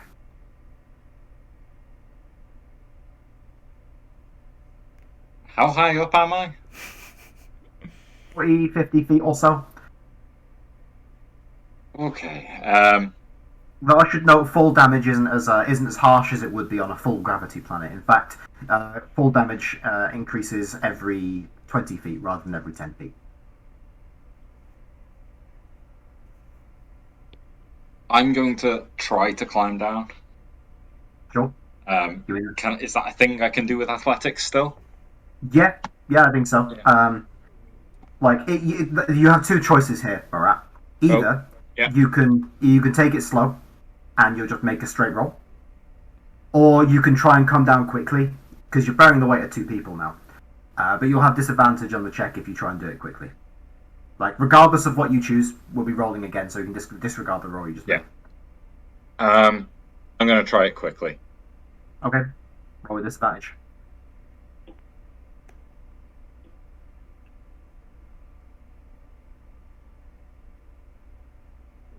7. 7.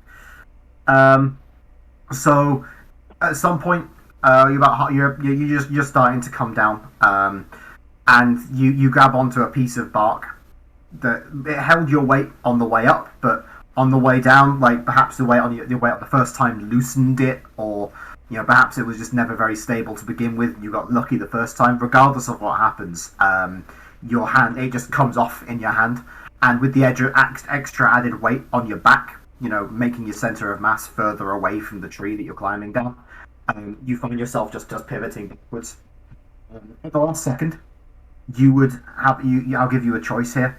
You can either give the tree a swift kick to turn the situation so you'll be falling face first, or you can just come down on your back. I'm going face first. I'm not hurting Drummer Boy. Yeah, sure. We'll add an extra d6 onto the full damage here. Okay. So it'd be So 3d6 how many in d6 total. is that? It'll be 3d6 in total. Here we go. My first. Okay, you're doing it. That's fine. 14 damage. A high roll. 14. Did not want to see that. Yeah. So you land face down with a thud. There seems to be an awkward tree root just coming up through the foliage that you seem to be positioned exactly to take to the chest. So there's a horrible thud, and the wind knocked out of you for a moment. At the very least, you'll have a couple of bruised ribs. But you're able to pick yourself back up. I assume you're not on 0 from that. No. Yeah. You'll be able to pick yourself up. Are you running after the others? Yeah, I'm going to gesture to Garrick first, like while I'm standing up, start following. Yeah. Yep, And then start jogging after. Sure. It seems because you took the quick way down, the quickest possible way down, in fact. It seems you're able to get down quick enough that the other tribe hasn't regrouped. They're all kind of just milling about. A couple of them chase you for a little way, but once they see there's the rest of them haven't followed, they give up pretty quickly. So yeah, how long are you guys taking this at a jog before you start walking again? I think we should jog for at least a good 20 minutes. Let's get away from danger.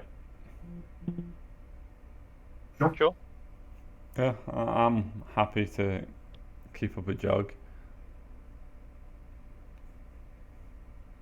So yeah, the four of you jog along this trail for 20 minutes or so. You're just going along this long straight section of trail for 20 minutes or so.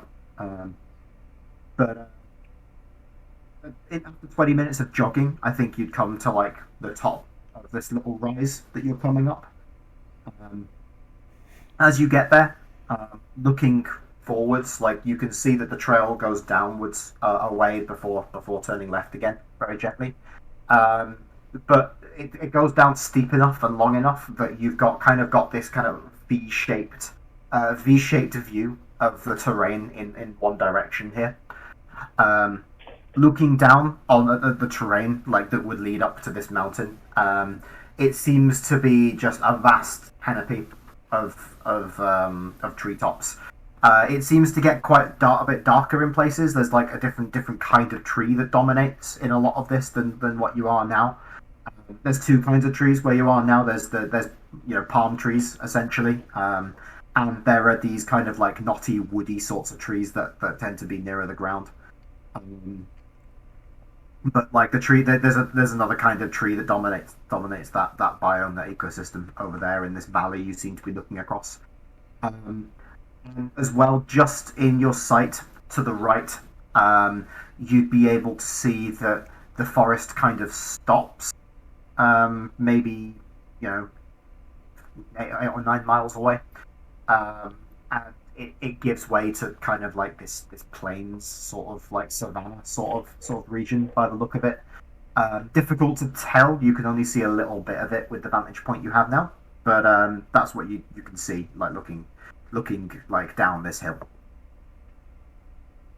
Okay. Like, what can we see when we look the other way from the hill? Can we see the shore? So yeah, looking the other way, you can see across the tree line. It seems that the hill's not quite as steep. In this direction, like it's steeper downwards than it is forwards than it is backwards. So you can't quite see as much, but you can see like just before like the horizon, like this blue glittering line, like the sea's just visible over the tree line. Okay.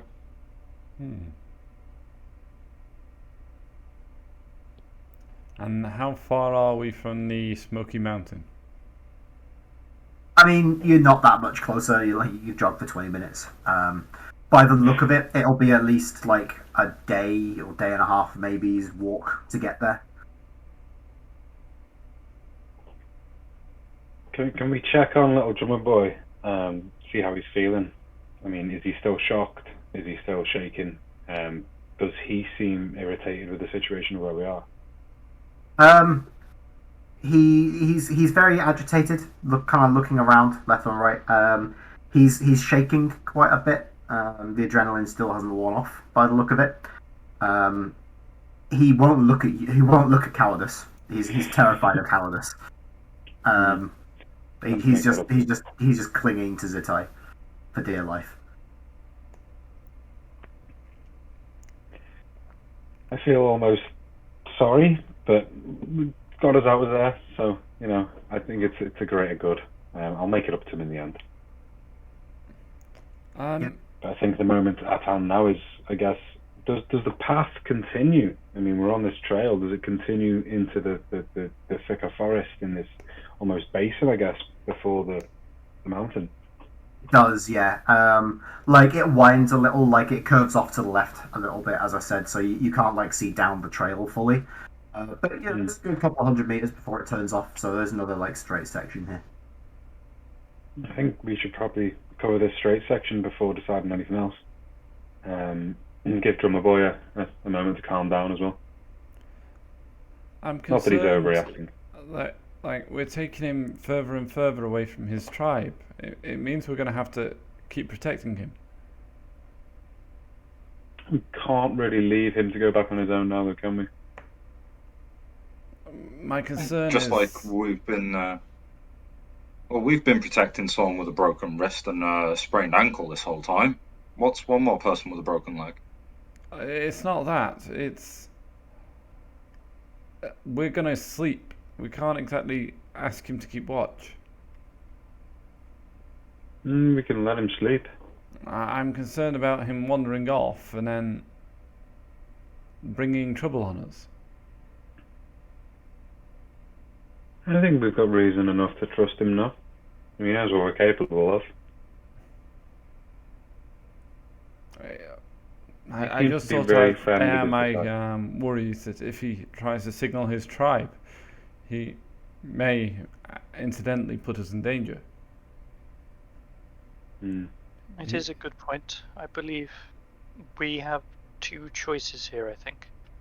We could head back the way we came and head to his tribe and hand him off and hope that his tribe aren't aggressive as the one we just encountered, or we can carry on with him. He seems to be quite adept at noticing danger before we do. He could prove invaluable in that aspect. But again, the downside of that is he could wander off. I don't know how far he'll get with a broken leg, and he doesn't seem to want to leave Zitai's side at the moment. But I can see how your concerns are valid. I think he's got much more cause to do with us than against us at the moment, and much more cause to stay safe with us rather than trekking all the way back or having his tribal group make this far out. I think if we take him with us, he's probably a lot safer as well. It's up to you guys. I'm just airing my concerns. He just doesn't seem to be the stealthiest. If he had stayed hidden in the canopy quietly, I'm sure that other tribe would have left us alone. Zitai, what do you say about this? He seems to be your friend. I'm happy to keep looking after him. I'm not willing to sacrifice him. Decision made. I'll not be trying to take him off Zitai.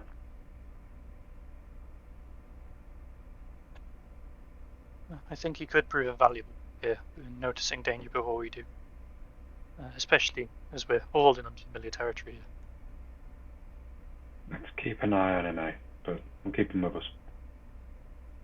No problem.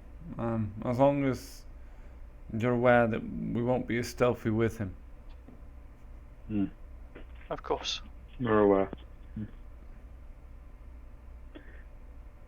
So we pile on towards the pylon. Let's say it in a bit more stealthily.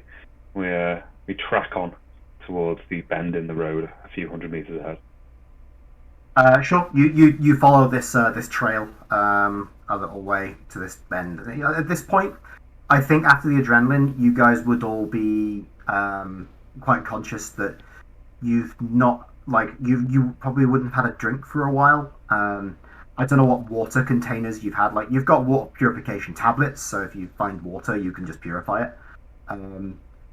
But I don't think that any of you would have had like water bottles in your room. Like, there'd be no reason for you to have done. So you'd be getting quite thirsty at this point. Food, not a problem. You can just, you've got ration pills. They have good berry on them. Like, you can eat one of them a day and you'll be sorted. Water is more difficult. Is there enough water in the eggs we found? I know it's not like drinking, but there's a lot of moisture in frog spawn, kind of, and fish eggs and things like that. Yeah, like it would if you ate a meal of those, then it'd probably be fine. But you did dash that package all over the beach in an attempt to distract a few rats. Yeah, true. Forget about that. And we have only got jerky, which is rather dry. Yeah, well, it wouldn't be completely dry. Like, I think you'd have had time to like smoke it a bit, but like it's still like quite moist. You wouldn't have been able to turn it into proper jerky, though it will last a little bit longer this way. Rory, you said there'd been a lot of heavy rainfall recently. Yes, it's muddy everywhere.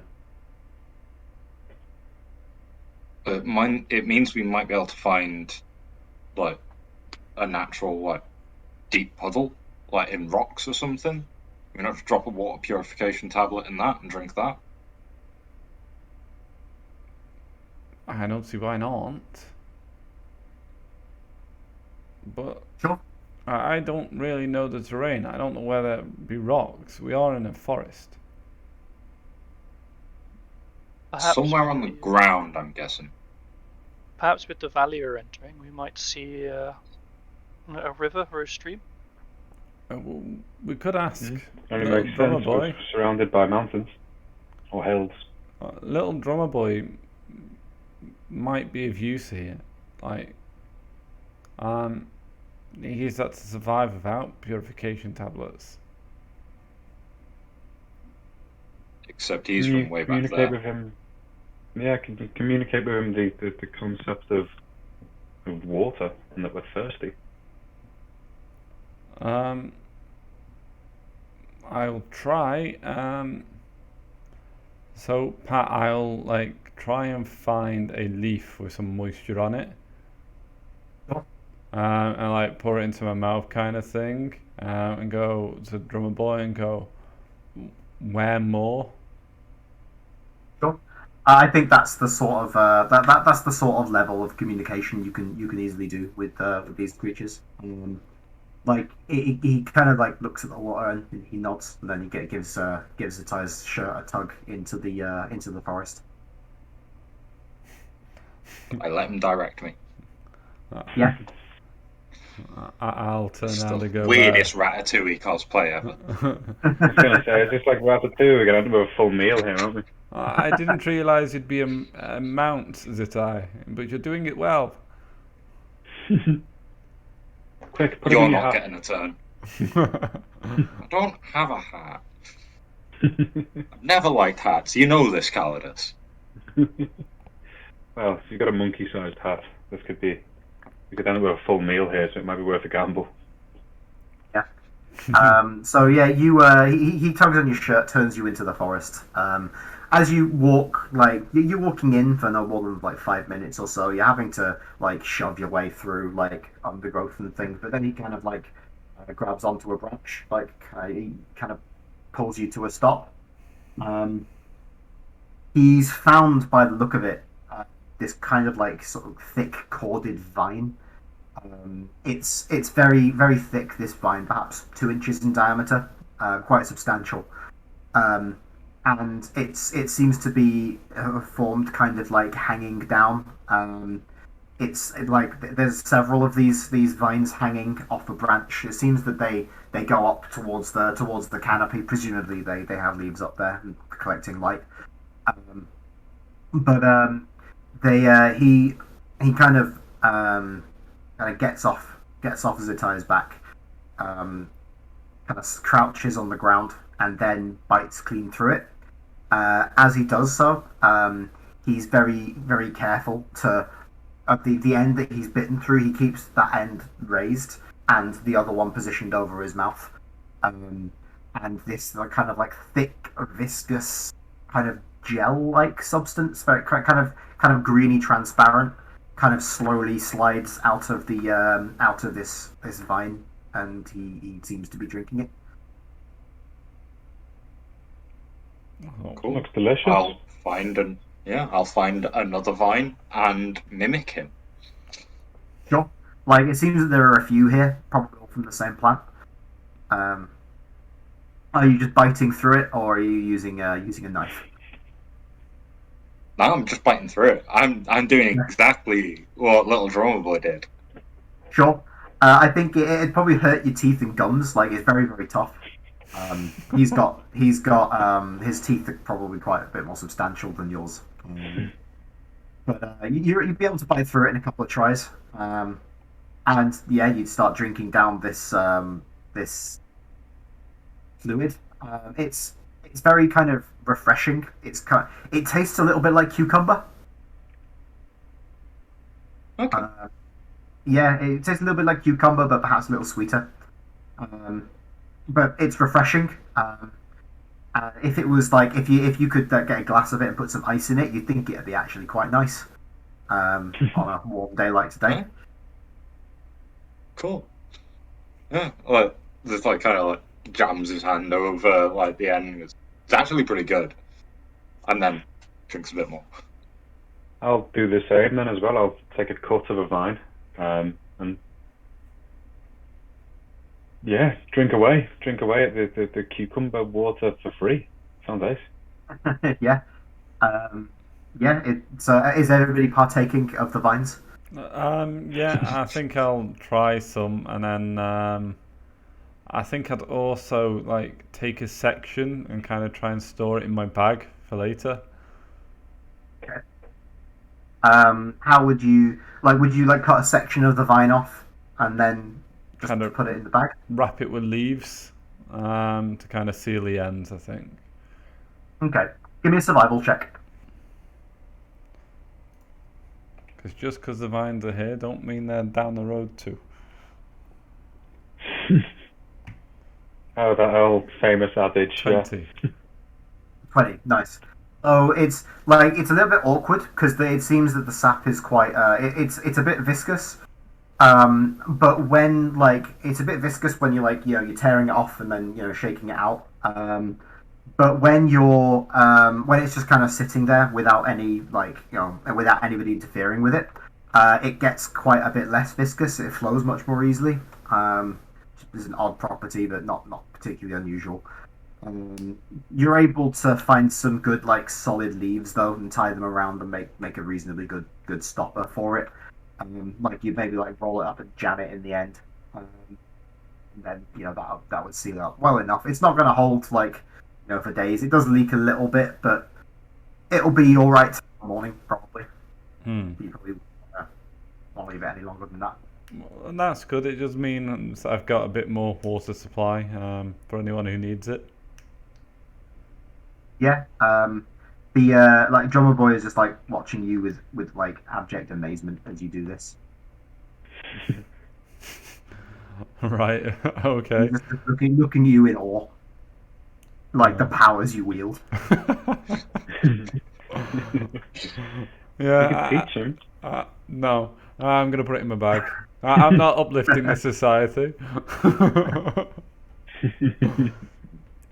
We wouldn't have found the vines if he knew how to bottle it, you know? It's true. Sure. So, are you guys just getting back onto the trail and heading on after this, or are you doing anything else here? Yeah, I think. I mean, how strong are the outers of this vine? Say if I cleared the viscous fluid out, I could use it as tubing and it wouldn't easily break, or It's not incredibly solid. If you were to get it between your thumb and forefinger and push quite hard, it would snap into segments. A little bit like how bamboo would if you press on it really, really a thick bamboo would if you press on it really hard. But you'd put quite a bit of effort into it. It wouldn't just easily snap. is it flexible enough for me to tie it? It's a little bit rubbery, I'd say. So you'd be able to bend it a little. It's quite flexible, but if you try and bend it around into a knot, it would just snap. Okay, cool. I was just thinking of an easier way than sticking leaves in the end of it to tie it up. I could just tie it in a knot and in the backpack to carry a load of it, or use it as rope, but preferably not if it's gonna be a bit rigid to break. I mean, maybe there's some way to get around that, but you don't know the plant well enough to be able to know off the top of your head. No. I think I'll just leave it in that sense. Head back to the path. Sure. So yeah, the five of you, head back to the path. Take a right and continue on towards the mountain. The path winds a few times as it heads down into the valley. It seems that the path is reasonably efficient. It always seems to stick to the lowest gradient, the shallowest gradient. Sorry, but if it's been formed over potentially generations, then it makes sense that it would naturally just form into an efficient path, just because creatures want to get places fast, and efficient paths do that well. But yeah, you head down into the valley. Before you'd reach the bottom of the valley, and at about the time when the trees start transitioning into these other sorts of trees, I think that you would start to be aware that you'd run out of light in the next couple of hours. As you head into this valley, the trees, as I say, they do change. they turn into this kind of this almost evergreen like tree with these thick succulent like leaves. And, like they've got quite woody stems. These woody trunks. These trees, and the sporadic branches going up them. So these trees would actually be quite easy to climb by the look of it. Like stuck onto the trees, like winding around them, you can see that there are all sorts of vines here as well. And you'd recognize that there, like every few trees or so, you'd see like these large pitcher plants. Like tuber-shaped pitcher plants that are kind of like either growing off the tree or off the vines that cover them. Additionally, as well, in several places you'd see these large rings of this brown fungus, these brown mushrooms coming out of the ground. The rings are anywhere between 5 and 30 feet in diameter, and you'd be able to see them just off the trail. The undergrowth is slightly less thick down here, but it is still significant. I'll look at Drummer Boy and go point to the mushrooms and go, like, food. I'd mimic the eating, like.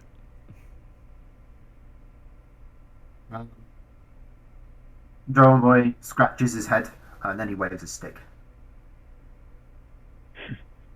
Okay, I've got no idea.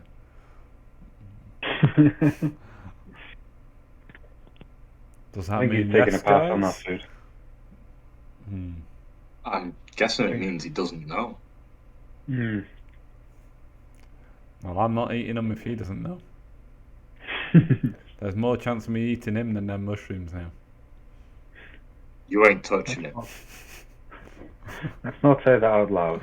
Not too close to Drummer Boy. Zita, I believe you would have mentioned the apes when we were resting, that we could use them as food. I thought that's why you brought Drummer Boy along. What? Don't tease him, Rory. I slept the whole night. Ah.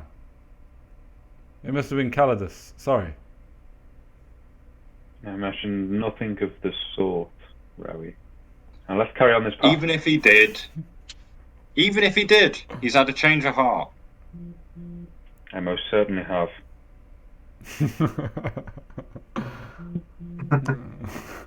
All right then. So yeah, what are you guys doing about? I Yeah, think we need to find shelter. those massive 30-foot across funguses might provide a massive canopy to build. So I shelter should on. note, Joe. Perhaps I think I was perhaps unclear with that. They are rings of small mushrooms coming out of the ground. Oh. They just happen to be in the shape of rings. You know how mushrooms sometimes do. Yeah, like a fairy ring almost. Yeah. How big are the Okay. pitcher plants? They vary anywhere from between like a few inches large to like several feet tall. Right, so I can't sleep in a pitcher plant. You can if they're carnivorous. I'm not big enough. Long Yeah, if you didn't mind being a little bit digested, you could maybe find one that's big enough to climb in if you searched around. Like they seem to vary in size quite a lot. There's more than one species of them, it seems. You kill it and then you sleep in the pitcher piece of it, you know? Well, that was the idea, because they secrete. They've got to be alive to secrete, right? Yeah, like an organic sleeping bag, I guess. Exactly. I'm keen on the idea. I'm not. I've seen flower vases that like the plant has stayed alive for like a solid week after you cut it. Are you guys nuts? Slightly, but we are stranded as well. I think perhaps spending some time trying to find a suitable location to sleep would be wise. Yeah. Not inside a plant. But The voice of reason, Garrick, as ever. Garrick, the idea is pitcher plants are naturally waterproof. Well, I think perhaps if you could find a small one that you could use as a water skin, maybe. That would probably be the best use for them if they're waterproof. That is a good idea that I did not think of, Garrick. Wait, I was they thinking secrete as it on well. the inside, right? Yeah. Yeah, I mean, we could turn them upside down. Well, I was thinking inside out. Depends how Are they flexible tactile they enough are. to- Yeah. I guess we'll find out. I'll just grab one and try and turn it inside out. Yeah. So it is full of it's full of a liquid when you like go to grab it. You just take plucking it off the tree that it's on. Yeah. Yeah. You pluck it off the tree. Are you just emptying it onto the ground? Yeah, just emptying it on the ground kind of thing and trying to turn it inside out. Sure. The liquid inside is very, very sickly sweet smelling. And, it's almost smells like rotting flesh. But as you turn it inside out, you see that inside it are several large flies, and by large I mean 3-4 inches long. These flies, they're very, very dead. There seem to be a couple of them seem to be mostly hollow, they're just the exoskeleton now. But they are very, very big. These flies. They've got the back of the fly is quite. It's almost opalescent in greens and blues, and the front of the fly is very hairy. They've got these very, very pointy probosces on the front as well that look quite sturdy. I look at the flies and go, I do not like that. I think these pitcher plants are keeping us safe from the flies. We might leave them where they are. But is it able to be turned inside out without ripping it so it can be formed as a container? I think this will be a survival check. I can do this. Survival. I still have to check every time. +7. That's a 24. 24. So you come to the conclusion that as you go to try and turn it inside out, it's just gonna snap. It's gonna tear if you do that. The curvature's just too much. You come to the conclusion though that the way they're kind of structured, there's one long rib that goes along one end where it kind of comes around and joins itself. If you were to cut down that and then kind of turn it the other way around and then stitch it back up on the other side, if you had some kind of sealant like a wax or some kind of bitumen or something like that, you'd be able to seal it up and it probably would be waterproof. We have cucumber juice out of the vines, which is really sticky and goes hard. I don't think you've got any evidence to suggest it goes hard. Oh, no, that's true. Well, things it's dry out. Not very sticky. And it's not very sticky at all once you leave it alone. It goes quite runny. That's true. So that's the opposite of what we want. Seems that way. Damn it. Well, that's I'm gonna have to sleep on that one, guys. Well, speaking Shelter of then. sleeping on it, we should definitely find shelter. Yes. Yeah, the rain could come back any time. So, do you guys If have I anywhere? put one of these, if I put one of these pitcher plants on as a hat, would it try to digest my head? I mean, give me a biology check. Okay. This is one of those high stakes ability checks you get sometimes in games of Dungeons and Dragons. I hope you do Yeah, it and you go bald. It's 11. It's mid-round. 11. Okay. I mean, if you empty it out, probably be alright. I think on the risk of probably I'm not going to put a pitcher plant on my head and become a full tree person with my outfit and a plant hat yet. I might find a more suitable hat. Well, we will follow Cowardice in his quest very closely, no doubt. So, what are you guys doing for camping? Are you looking out for a likely campsite? What would you look for in this campsite? How would you? I'd look for. The, I'd be looking for somewhere that Rary says is good. He's a survival expert.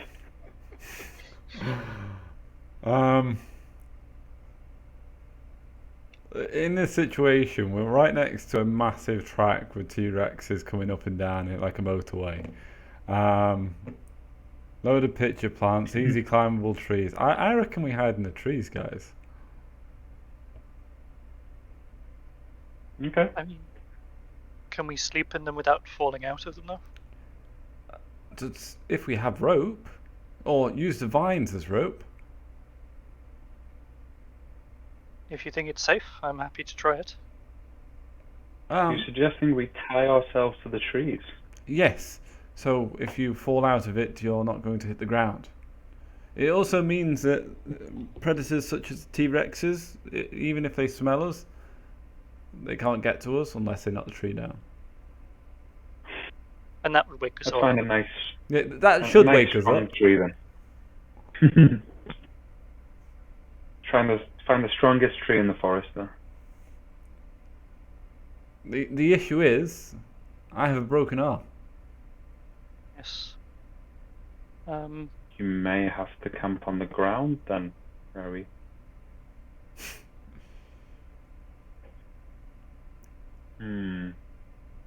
I'm sure we can hoist you up with us.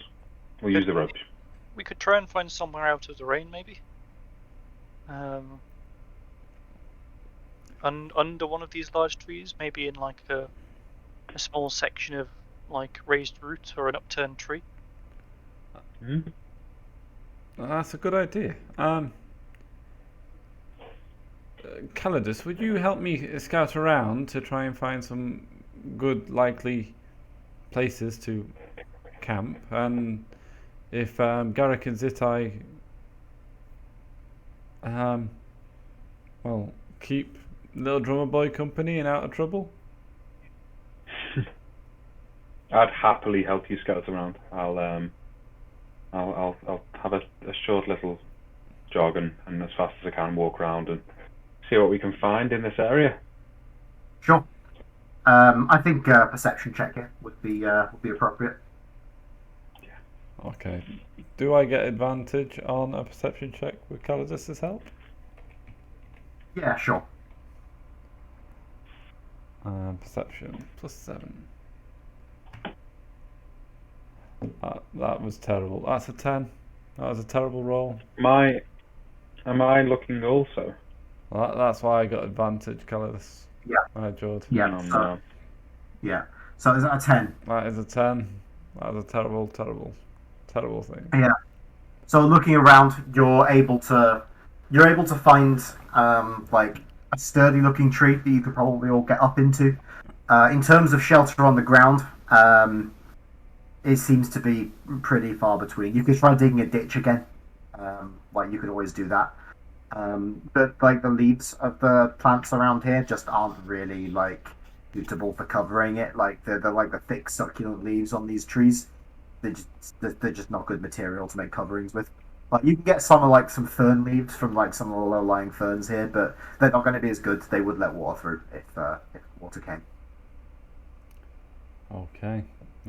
I'll inform the others that there really isn't any shelter.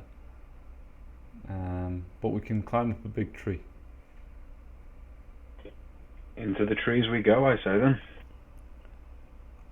I also think making a small pitfall trap to see what other predators are on the main path might be a good idea. I think A small pitfall trap. Yeah, with about 3 foot by 8 foot. I think we run the risk with a small pitfall trap of keeping predators near us when ideally they'd pass us. If something's too big for a pitfall trap, all it does is alert it that something's going on here and to investigate the area. Also, we don't have a spade. We don't have Logical. a spade, but we do have hands, and the ground's very soft.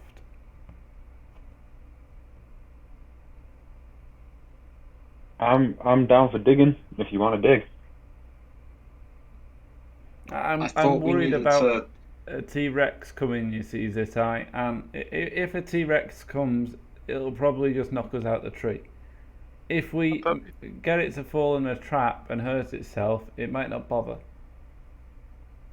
how about if we move further into the forest, away from this path?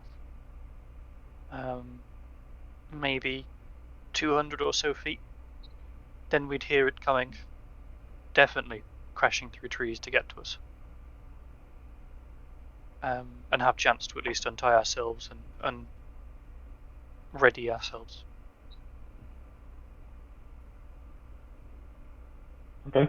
I think that's probably a good idea as well. I mean, should we do both?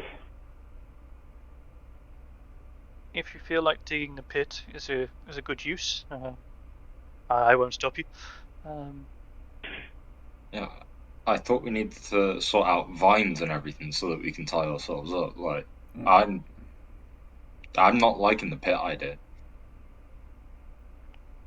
I should note Okay. somebody's going to need to jog back and get some vines because you haven't seen any around here.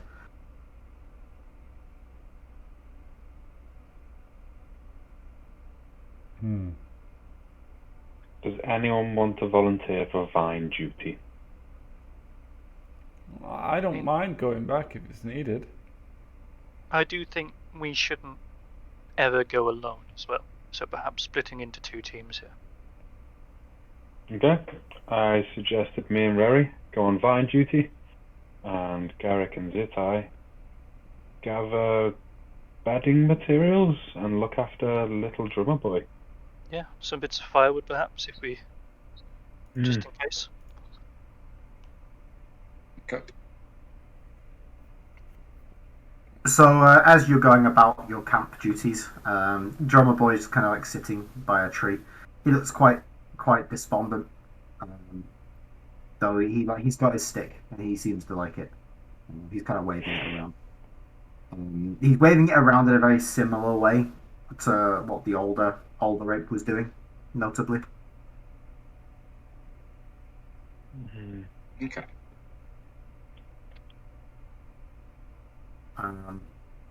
But yeah, I don't think we need any rolls for this. Like, you'll be able to jog back up the path half an hour, grab some vines, back in an hour. The rest of you be able to find some bedding material, fine. That'll be alright. As before night falls, do you guys have any scenes you want to cover? I just want to double check everyone's injuries, basically. Make sure nothing's taken a turn for the worse. Sure. Give me a medicine check. So 12. 12. So Rowi's arm is the most pressing thing.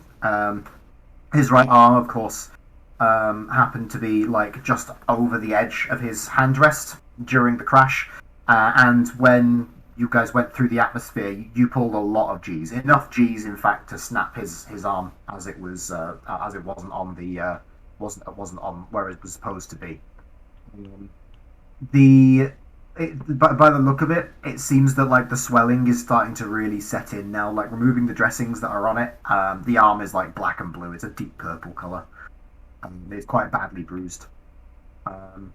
Like, it looks like it'll probably be okay on its own. Like, right now, like, you probably want to, ideally, like, you probably want to give him some anti-inflammatory medications, put a bit of pressure on it, and just keep it bound up. Yeah, I'll do the best that I can with what I've got at hand. Yeah. Cowardice's sprained ankle. Again, like his foot, his ankle's swollen up quite badly. You might have been walking with a little bit of a limp all day, though you'd have been able to power through it. His ankle is quite swollen up, though. It's like a golf ball. It's not like it is. It started to get bruised. Like, the bruising goes all the way down his foot as well. So you can't really feel the bruising, weirdly. Sounds friendly. Nothing a good night's sleep won't fix. Yeah. Checking over Zitai from his fall. It seems like he was badly winded. You probably want, like, ideally, you'd probably want to like get an X-ray or an MRI. Make sure there's like no fragments of rib that's snapped off or anything. But you're not in a position to do that. It looks all right, so he'll probably be okay. Okay. Yeah, I'll check over little Drobo as well if he lets me. Yeah, like he trusts you implicitly. Yeah, he lets you check him over. You could even change the dressing on his leg. But he seems to be okay. The bites are healing up well. One of them looks like it's kind of a little bit infected, but he seems to be fighting the infection off okay. So, not really much else you can do for it unless you're willing to give him antibiotics. I mean, if he's doing okay, he doesn't need them. Sure. So yeah, you make sure he's okay, but it seems that everyone's stable. And yeah, I don't think there's anything more we need to add to that, unless you have any other doctoring you want to do. No, that's good. Okay. What about anyone else? Does anybody else have any? You guys had like an hour before it was time to sleep after the camp's all set up and everything, so you got a little bit of time to do something if you want to. I think I'm going to grab some of the local leaves from this part of the forest and start adding them to my leaf costume that I've currently got. Sure. Update the threads. Yeah, just to blend it to the natural habitat that we're now in instead. You know, a bit of dirt, a bit of leaves, a bit of ferns, maybe some mushrooms. You know, epaulets on the shoulder, mushrooms. Yeah, I mean, you guys are all quite grimy now. I should note. This is the end of the second day of you being here, and you've not had a shower since before the shipwreck. So you'd all be getting quite grimy at this point. Calidus Knapdale, fashionista. I'm getting more mushrooms on to combat the smell. Sure. And to smell earthy. Yeah. At some point, Drummer Boy would kind of like wander off from the group. I'll follow. Yeah. He heads over to where the mushrooms are, and he picks exactly 2 of them. He then heads back towards the camp. Okay. Sending signs. Yeah, he heads back to the group, and when he gets there, he kind of like sits against the tree and starts like picking the mushrooms apart into small bits. He would head over to Garrick once he's done this. Okay. What would Garrick be doing about half an hour into your chill time? I think probably just checking over what I've got in my bag, like checking through my medical kit, making sure everything's like ready to go if I need it. Sure. So he kind of like sits on the ground in front of you. He kind of looks up at you. He puts the stick down between the 2 of you. Okay. Does he do anything else, or does he just put the stick down? Yeah, he just looks at you, at least for a little bit anyway. Okay. I'll like pick the stick up and go to give it him back. Sure. You pick the stick up. He takes the stick back off you. Then he can like hold his hand out towards you, like his fist like pointing downwards. He's going to give you something. Yeah, I'll like put my hand out, palm up to him. Sure. He gives you like 3 or 4 of these little chunks of mushroom. Okay. Like he's very careful. He's very careful with the amount he gives you by the look of it. Okay. Is he looking like expectantly at me? Does he look like he expects me to eat them? That's exactly what he looks like. Okay. Yeah, I'll eat one. Yeah, it tastes like mushroom. Yeah, Kind of a chemically tang to it, maybe. yeah. No, That's how it gets you. in the chest or stomach. No, I mean you might be a little. It might be a few minutes before you feel any effects it may or may not have. Yeah, I mean, I'll wait a bit. Yeah, he's just staring at you like, what are you doing? Yeah, I'll wait like 30 seconds. If nothing's happened, I'll eat like a second one. Yeah, nothing happens after 30 seconds. Yeah. Yeah, I'll every 30 seconds I'll eat another piece. Yeah, I mean, again, gave you 3 pieces or so. So after about a minute and a half, you've eaten all of it. Yeah. Yeah. He then go to turn to Zitai, who I assume has come over as well. Yeah, he'd hold his hand out to you as well. Yeah, he gives you exactly 3 pieces of mushroom.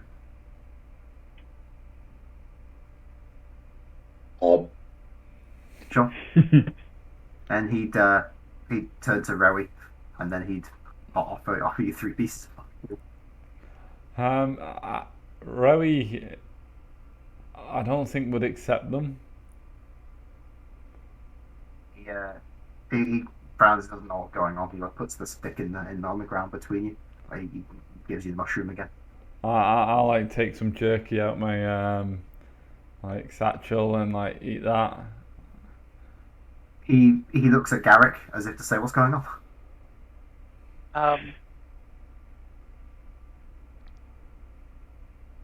I'll say, I'd recommend just taking them and perhaps just not eating them. Maybe give them some jerky in return. I don't know. I'll follow your command, Garrick. I'll put my hand out for some mushroom. Yeah, he give you exactly 3 pieces of mushroom. I'll give him 3 pieces of jerky. He just puts the jerky on the ground next to him. He's not very interested in it. I'll put the mushroom on the ground next to me. He looks at the mushroom and looks at you. Looks at the mushroom. He steps forward, picks up the mushroom, goes to take your hand. I'll give him my hand. He puts the mushroom in your hand, then moves your hand towards your face and lets go, and then takes a couple of steps back, looking at you expectantly. It seems he's being very patient with you. That's the energy you're getting from him. He's teaching a particularly slow member of the tribe. Okay, so I'm going to put the 3 pieces of mushroom in my mouth, but not eat them. Yeah. Okay. Yeah. I smile and put my thumbs up. Yeah. He then, with great trepidation, start walking over to Cowardice. Right, I'll get rid of that mushroom. Yeah. Sure. Yeah, he's none the wiser, but he'd walk over to Cowardice, he'd kind of inch closer to Cowardice, as if he's ready to bolt at any time. But he'd kind of reach out with his stick and put it on the ground between you, and then dash back as much as he can with his broken leg. I'll pick up the stick and hand it back to him as a sign of friendship. He doesn't come back towards you. He's leaving the stick with you by the look of it. Okay. I'll pick up the stick, and on the ground in front of me, I'll tap the little tone that he did before, the same one that I remembered the first time, and I'll tap it for him, so he knows that I still know him. We're still like that. Yeah, I mean he turns away from you quite quickly, and then goes back to the others. Then he eats 3 pieces of mushroom. He eats 3 pieces of mushroom. Yeah. Kind of feel left out now, but I'll look after his sticks. I'll trip sit while they do whatever they're doing the mushrooms. I'll hold the stick. Calidus, you can have mine, mate. You can have mine. I'm not having any. Don't worry about it. I'll let you guys go on an adventure with the little drummer boy. I'll keep his drumsticks safe. Yeah. So, you having eaten the mushrooms, nothing seems to happen. It's all a bit of a it fizzles out a little bit. There's nothing really there. Doesn't do anything for you. It doesn't seem to be doing anything for him either. But he doesn't seem nonplussed by it at all. Do I know which mushroom it was he's just given everyone? Yeah, you it's the same sort that you seen before. Like you'd have seen him like tearing them up into little bits. Okay. I guess in this like time where we're waiting and everything, I'll make some like little rabbit traps. We haven't seen any little rabbits, but we need food and Yeah. small. Presumably something fills the ecological niche of small herbivore. Yeah. So I'll make a few of them kind of dotted quite a bit away from the tree that we're going to be sleeping in, because we don't want to bring something that eats them, and like that would be bad. We just end up with a Yeah. bigger food chain on our doorstep. Yeah. Yeah. No, nobody wants to volunteer for a food chain demonstration. But yeah, give me a survival check. Sound. I'm gonna have to find something that isn't like meat to eat though. That's a 19. 19. Okay, yeah, you set up several traps. They work reasonably well. The bark you find from these trees is quite fibrous, and if you strip it in just the right way, and like kind of like wrap it together with your hands, it makes like not particularly strong, but a workable cord. That's good. So you're able to make some traps with that. Yeah. So is everybody just heading to bed after that? Are you doing watches? Yeah, Zit I'll take first. I'm happy to take the middle one. I don't mind splitting up my sleep. Sure. I'll take the final watch again. Yeah. I get a full night's sleep. Gotta let Rary rest that arm. That's hard Yeah. to say. Yeah. Well, it's hard to come down a tree quietly when you've only got one arm. Yeah. So yeah, you get into your first watch, into the first watch of the time. Then like you start hearing these noises, like these murmuring, grunting noises, like occasionally whimpering. It's coming from up the tree behind you. Seems like Garrick isn't sleeping well. Garrick isn't. No, not Oh, at all. okay. I'm gonna look over to the little drummer boy. Is he sleeping okay? He's twitching quite a bit.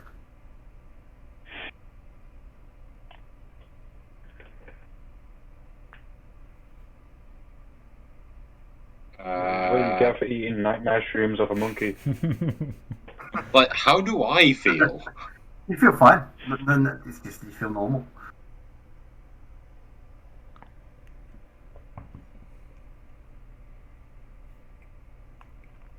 I'm gonna keep an ear out for them, but I'm not gonna wake them.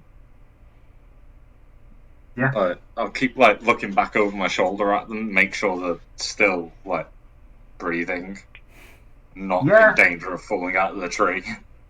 Yeah, I mean they both seem disturbed. Garrick perhaps more than Drummer Boy, but they seem to be asleep.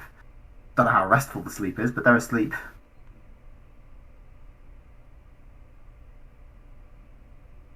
But yeah, Okay. you get through your watch, and it would be Garrick on second watch, I believe. Yeah, well, I'm going to gingerly wake him up. So Garrick's been having a dream. Okay. At the start of the dream, like it's just like you wake up for your watch, Zitai wakes you up, but then like as he wakes you up and you climb down the tree, like he's turned into the King of Thore, like the ruler of your planet, the man to whom you ultimately owe allegiance. He's wearing golden armor with a red cape, and he's holding a blazing sword in his hand. He says, "What will you do now?" Okay. I guess I'll say try and survive. Yeah, he as you say that, he bursts into about a million apes who then all run at you. They're coming towards you impossibly quickly. Okay. Um, yeah, I'll just react casting spells at them, I guess. Yeah. Well, I mean, it's difficult to cast spells because you're a T-Rex. Oh no. But like you do your best. But like the magic's just not coming. It's the magic's just not coming. You can't seem to form the words. You don't know why. Normally you can. Like your mighty jaw is perfect for this, but it just doesn't seem to be working today. Then like as you feel the monkeys kind of like they back away and you turn around, and in the sun above you, because it is daytime, the sun above you, you can see this like a pair of like gigantic wings almost blotting it out, and you can feel of like this very basic primal fear. Something just grips the back of your mind, a little bit like what Cowardice experienced with when he was being stared down by that T-Rex, but a million times more intense. Then you start as like you can see Zitai's face above you, like he's gingerly like shaking you awake. You're covered in a cold sweat at the moment. Yeah, I think I'll just look around in panic.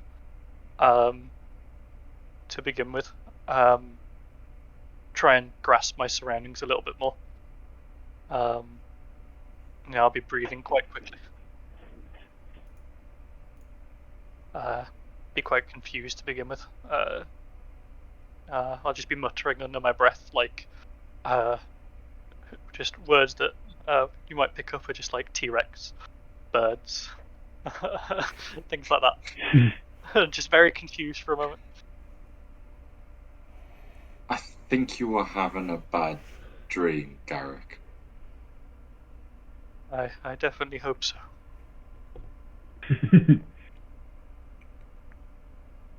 I think. Right, it's your watch, but I'll give you 5 minutes to ready yourself. Like, give me a tap on the shoulder when you're ready to take over, and just climb back down the tree and kind of just give him a wide berth for 5 minutes. Yeah, sure. I'll kind of like shake myself awake and like do my best to calm my breathing a bit, before letting Zitai go back to sleep. Sure. So yeah, I guess you come down and begin your watch. You would note that there are some muttered whimpering sounds coming from the tree about an hour in. It seems that this guy is also having a bit of a bad time. I wonder what this could be. Rowie and Cowardice are sleeping like babies. Yeah, I mean, I think I can put two and two together and make these are the mushrooms, right? We all ate them; they didn't. Yeah, I think during my watch, I'm just gonna go collect a few. Sure. Put in our bag. Yeah, in the dim purple planet shine from above, you're able to go out and collect some mushrooms. Yeah. I want to write trippy mushrooms in my character sheet. Sure. That's fine. So the rest of your watch passes reasonably uneventfully. Yeah, I'll wait Calidus and be like, so I'd just keep an eye on Zitai and Drama Boy. They're the sleep hasn't been restful. I think it's to do with those mushrooms we all ate.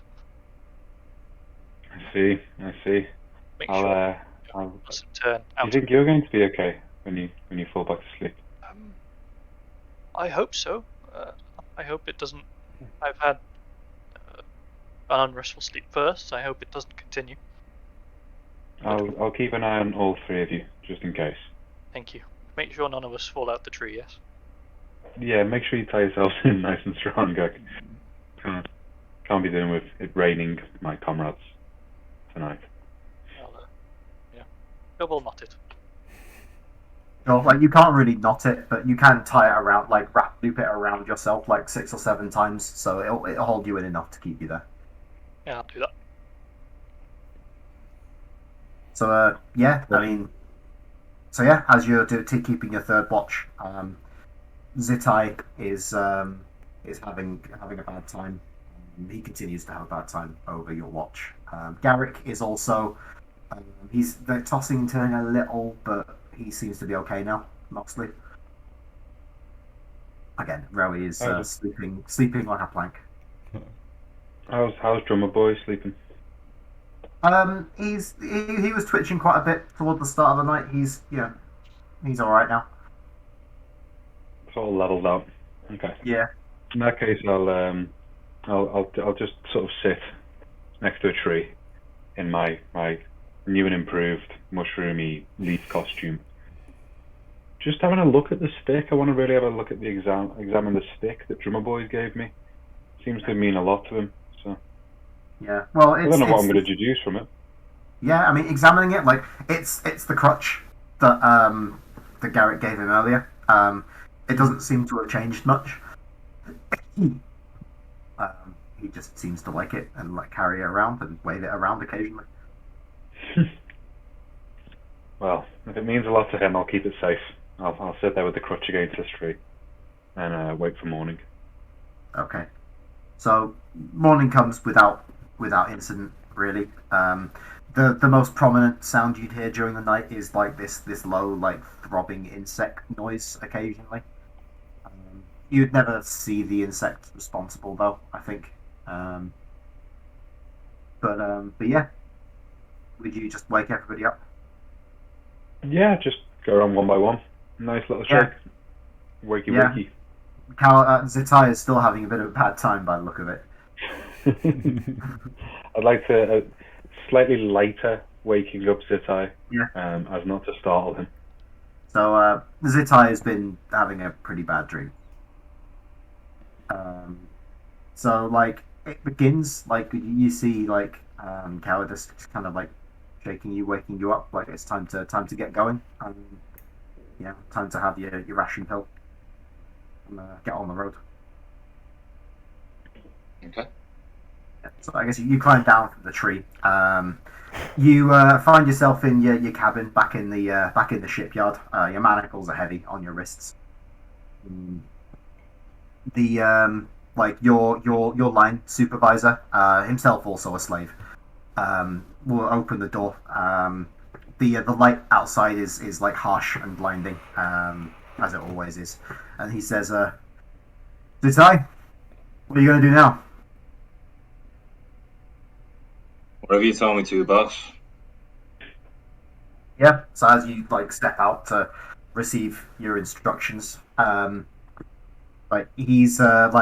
receive your instructions, like his manacles, like looking at them, like you're not sure how he's wearing them. Like his wrists are just far too big. Looking up at him, like his green and scaly T-Rex form.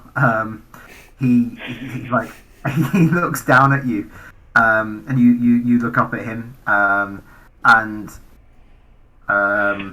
yeah. Well, what are you gonna do? Like he's standing in the shipyard, just kind of staring down at you as if he doesn't know what to do. Is there something nearby I should be fixing? Yeah, I mean, he just looks over. And says, "Maybe you should start with that." There's just in the side of the shipyard. There's just a great big rend, a hull breach. Like there's air just hissing out of it like a whale. It reminds you of that shipwreck you were just on. Though that seemed a long time ago now. You can see little drummer boys there though. Like he's getting sucked out of it. I'm barreling after Drummer Boy. Yeah, nobody seems to be bothered by it. Like you run after the Drummer Boy. Like you run and you run and you run, but you never seem to get any closer to the hull breach, and he just goes out of it. you find yourself being lifted off your feet, and you go out of it as well, carried by the wind. As you spin there in space for a few seconds, like catching a glimpse of the sun. Instead of the sun, like in front of it, you see this pair of enormous reptilian wings, golden coloured, and you get that primal fear in the base of your stomach. Whatever it is, it's going to kill you. You're going to die. There's nothing you can do about it. And then Calagus is there. He's shaking you awake in the morning.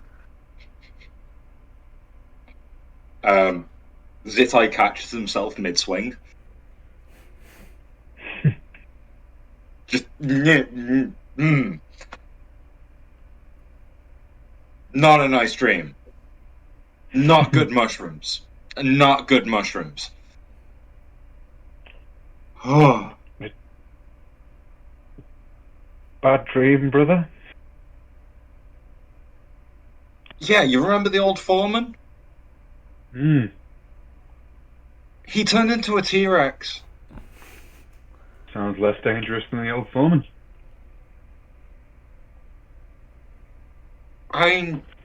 Yeah.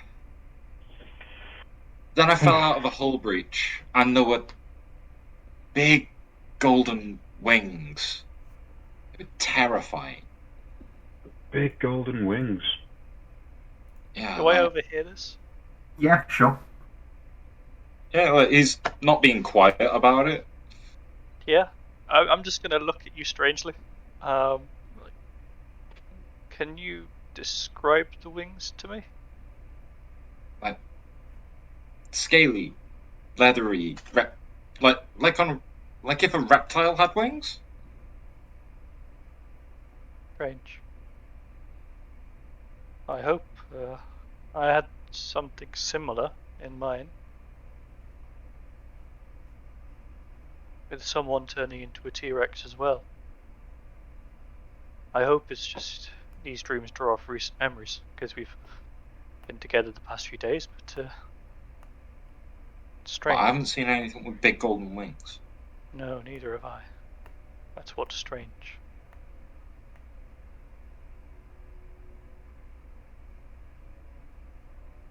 Well, I'm sure it's nothing to worry about. Morning now.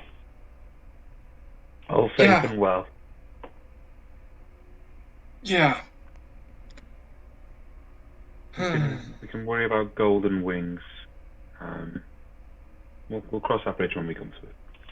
Yes. When we see them blotting out the sun. I think more running away when we come to it.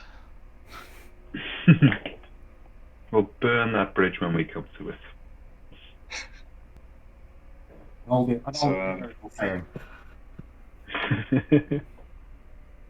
So, although the sleep was slightly restless, do we still have a full rest? You'll have your rest. Like it won't take your rest away, though. You'd feel really groggy all day. Not groggy enough to impose mechanical consequences, but like you would feel like you're not really rested properly. Might be a bit grumpy. Yeah.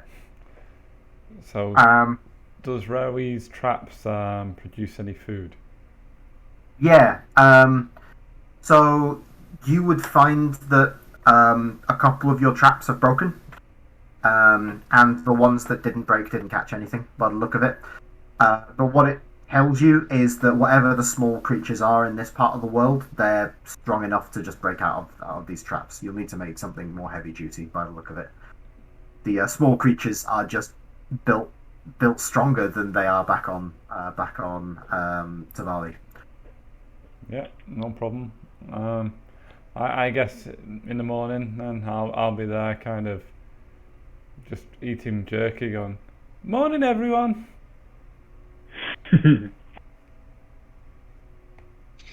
Yeah. Seems like we all had a good night's sleep. Yeah, it was absolutely great. I've not slept that well since being back on Tavali. You know what I miss? Coffee. I could brew something from mushrooms. I wouldn't touch the mushrooms. Yeah, no more mushrooms. Like, how's Drummer Boy this morning? Drummer Boy looks quite tired. As you're having this conversation, he kind of like edges over to Cowardice and kind of like puts himself maybe 10 feet away from you. I'll hold the stick out for him and then place it on the floor a few foot in front of me and step back so we can have his stick back. As you step back, he darts forward and grabs his stick and then heads back to hang around with Zitai. Well, I kind of like ruffle his hair, like the way that he like tangled his fingers in Garrick's hair when we first met him. Oh. Yeah, you can do that. That's fine. But he seems to appreciate it. So after you all pop your ration pills / eat your jerky in the morning, where would you go from here? Are you turning back towards the track? Yeah, back towards the track. But are you trying to head towards the mountain that you saw, or are you trying to make your way through to where through to that plains sort of area? Or are you gonna try and head back to reunite Drummer Boy with his tribe? I'd like to keep heading towards the mountain. I think it would give us a bit of vantage point to look across these plains and the jungle. I agree with that, Garrick. Like, there's no smoke without fire. Okay, I guess the group vote is for the volcano. I'll go with that as well. So as the group get back on the road and start trudging down the track and start trudging down this trail towards the mountain, I think that's where we'll leave them today in their adventures. We'll pick back up next week with the rest of the trek to the mountain, and then perhaps a thorough lay of the land from its peak. Thank you for joining us, everybody in chat. It's been an absolute pleasure having you all. We'll be back at the same time next week, 7:30 BST on a Monday. Stay tuned. Follow our social media for any updates and cool art related to the stream. I've been Patrick Burnett. These have been my wonderful players, and I think that's where we'll sign off. Thank you all for coming. Bye.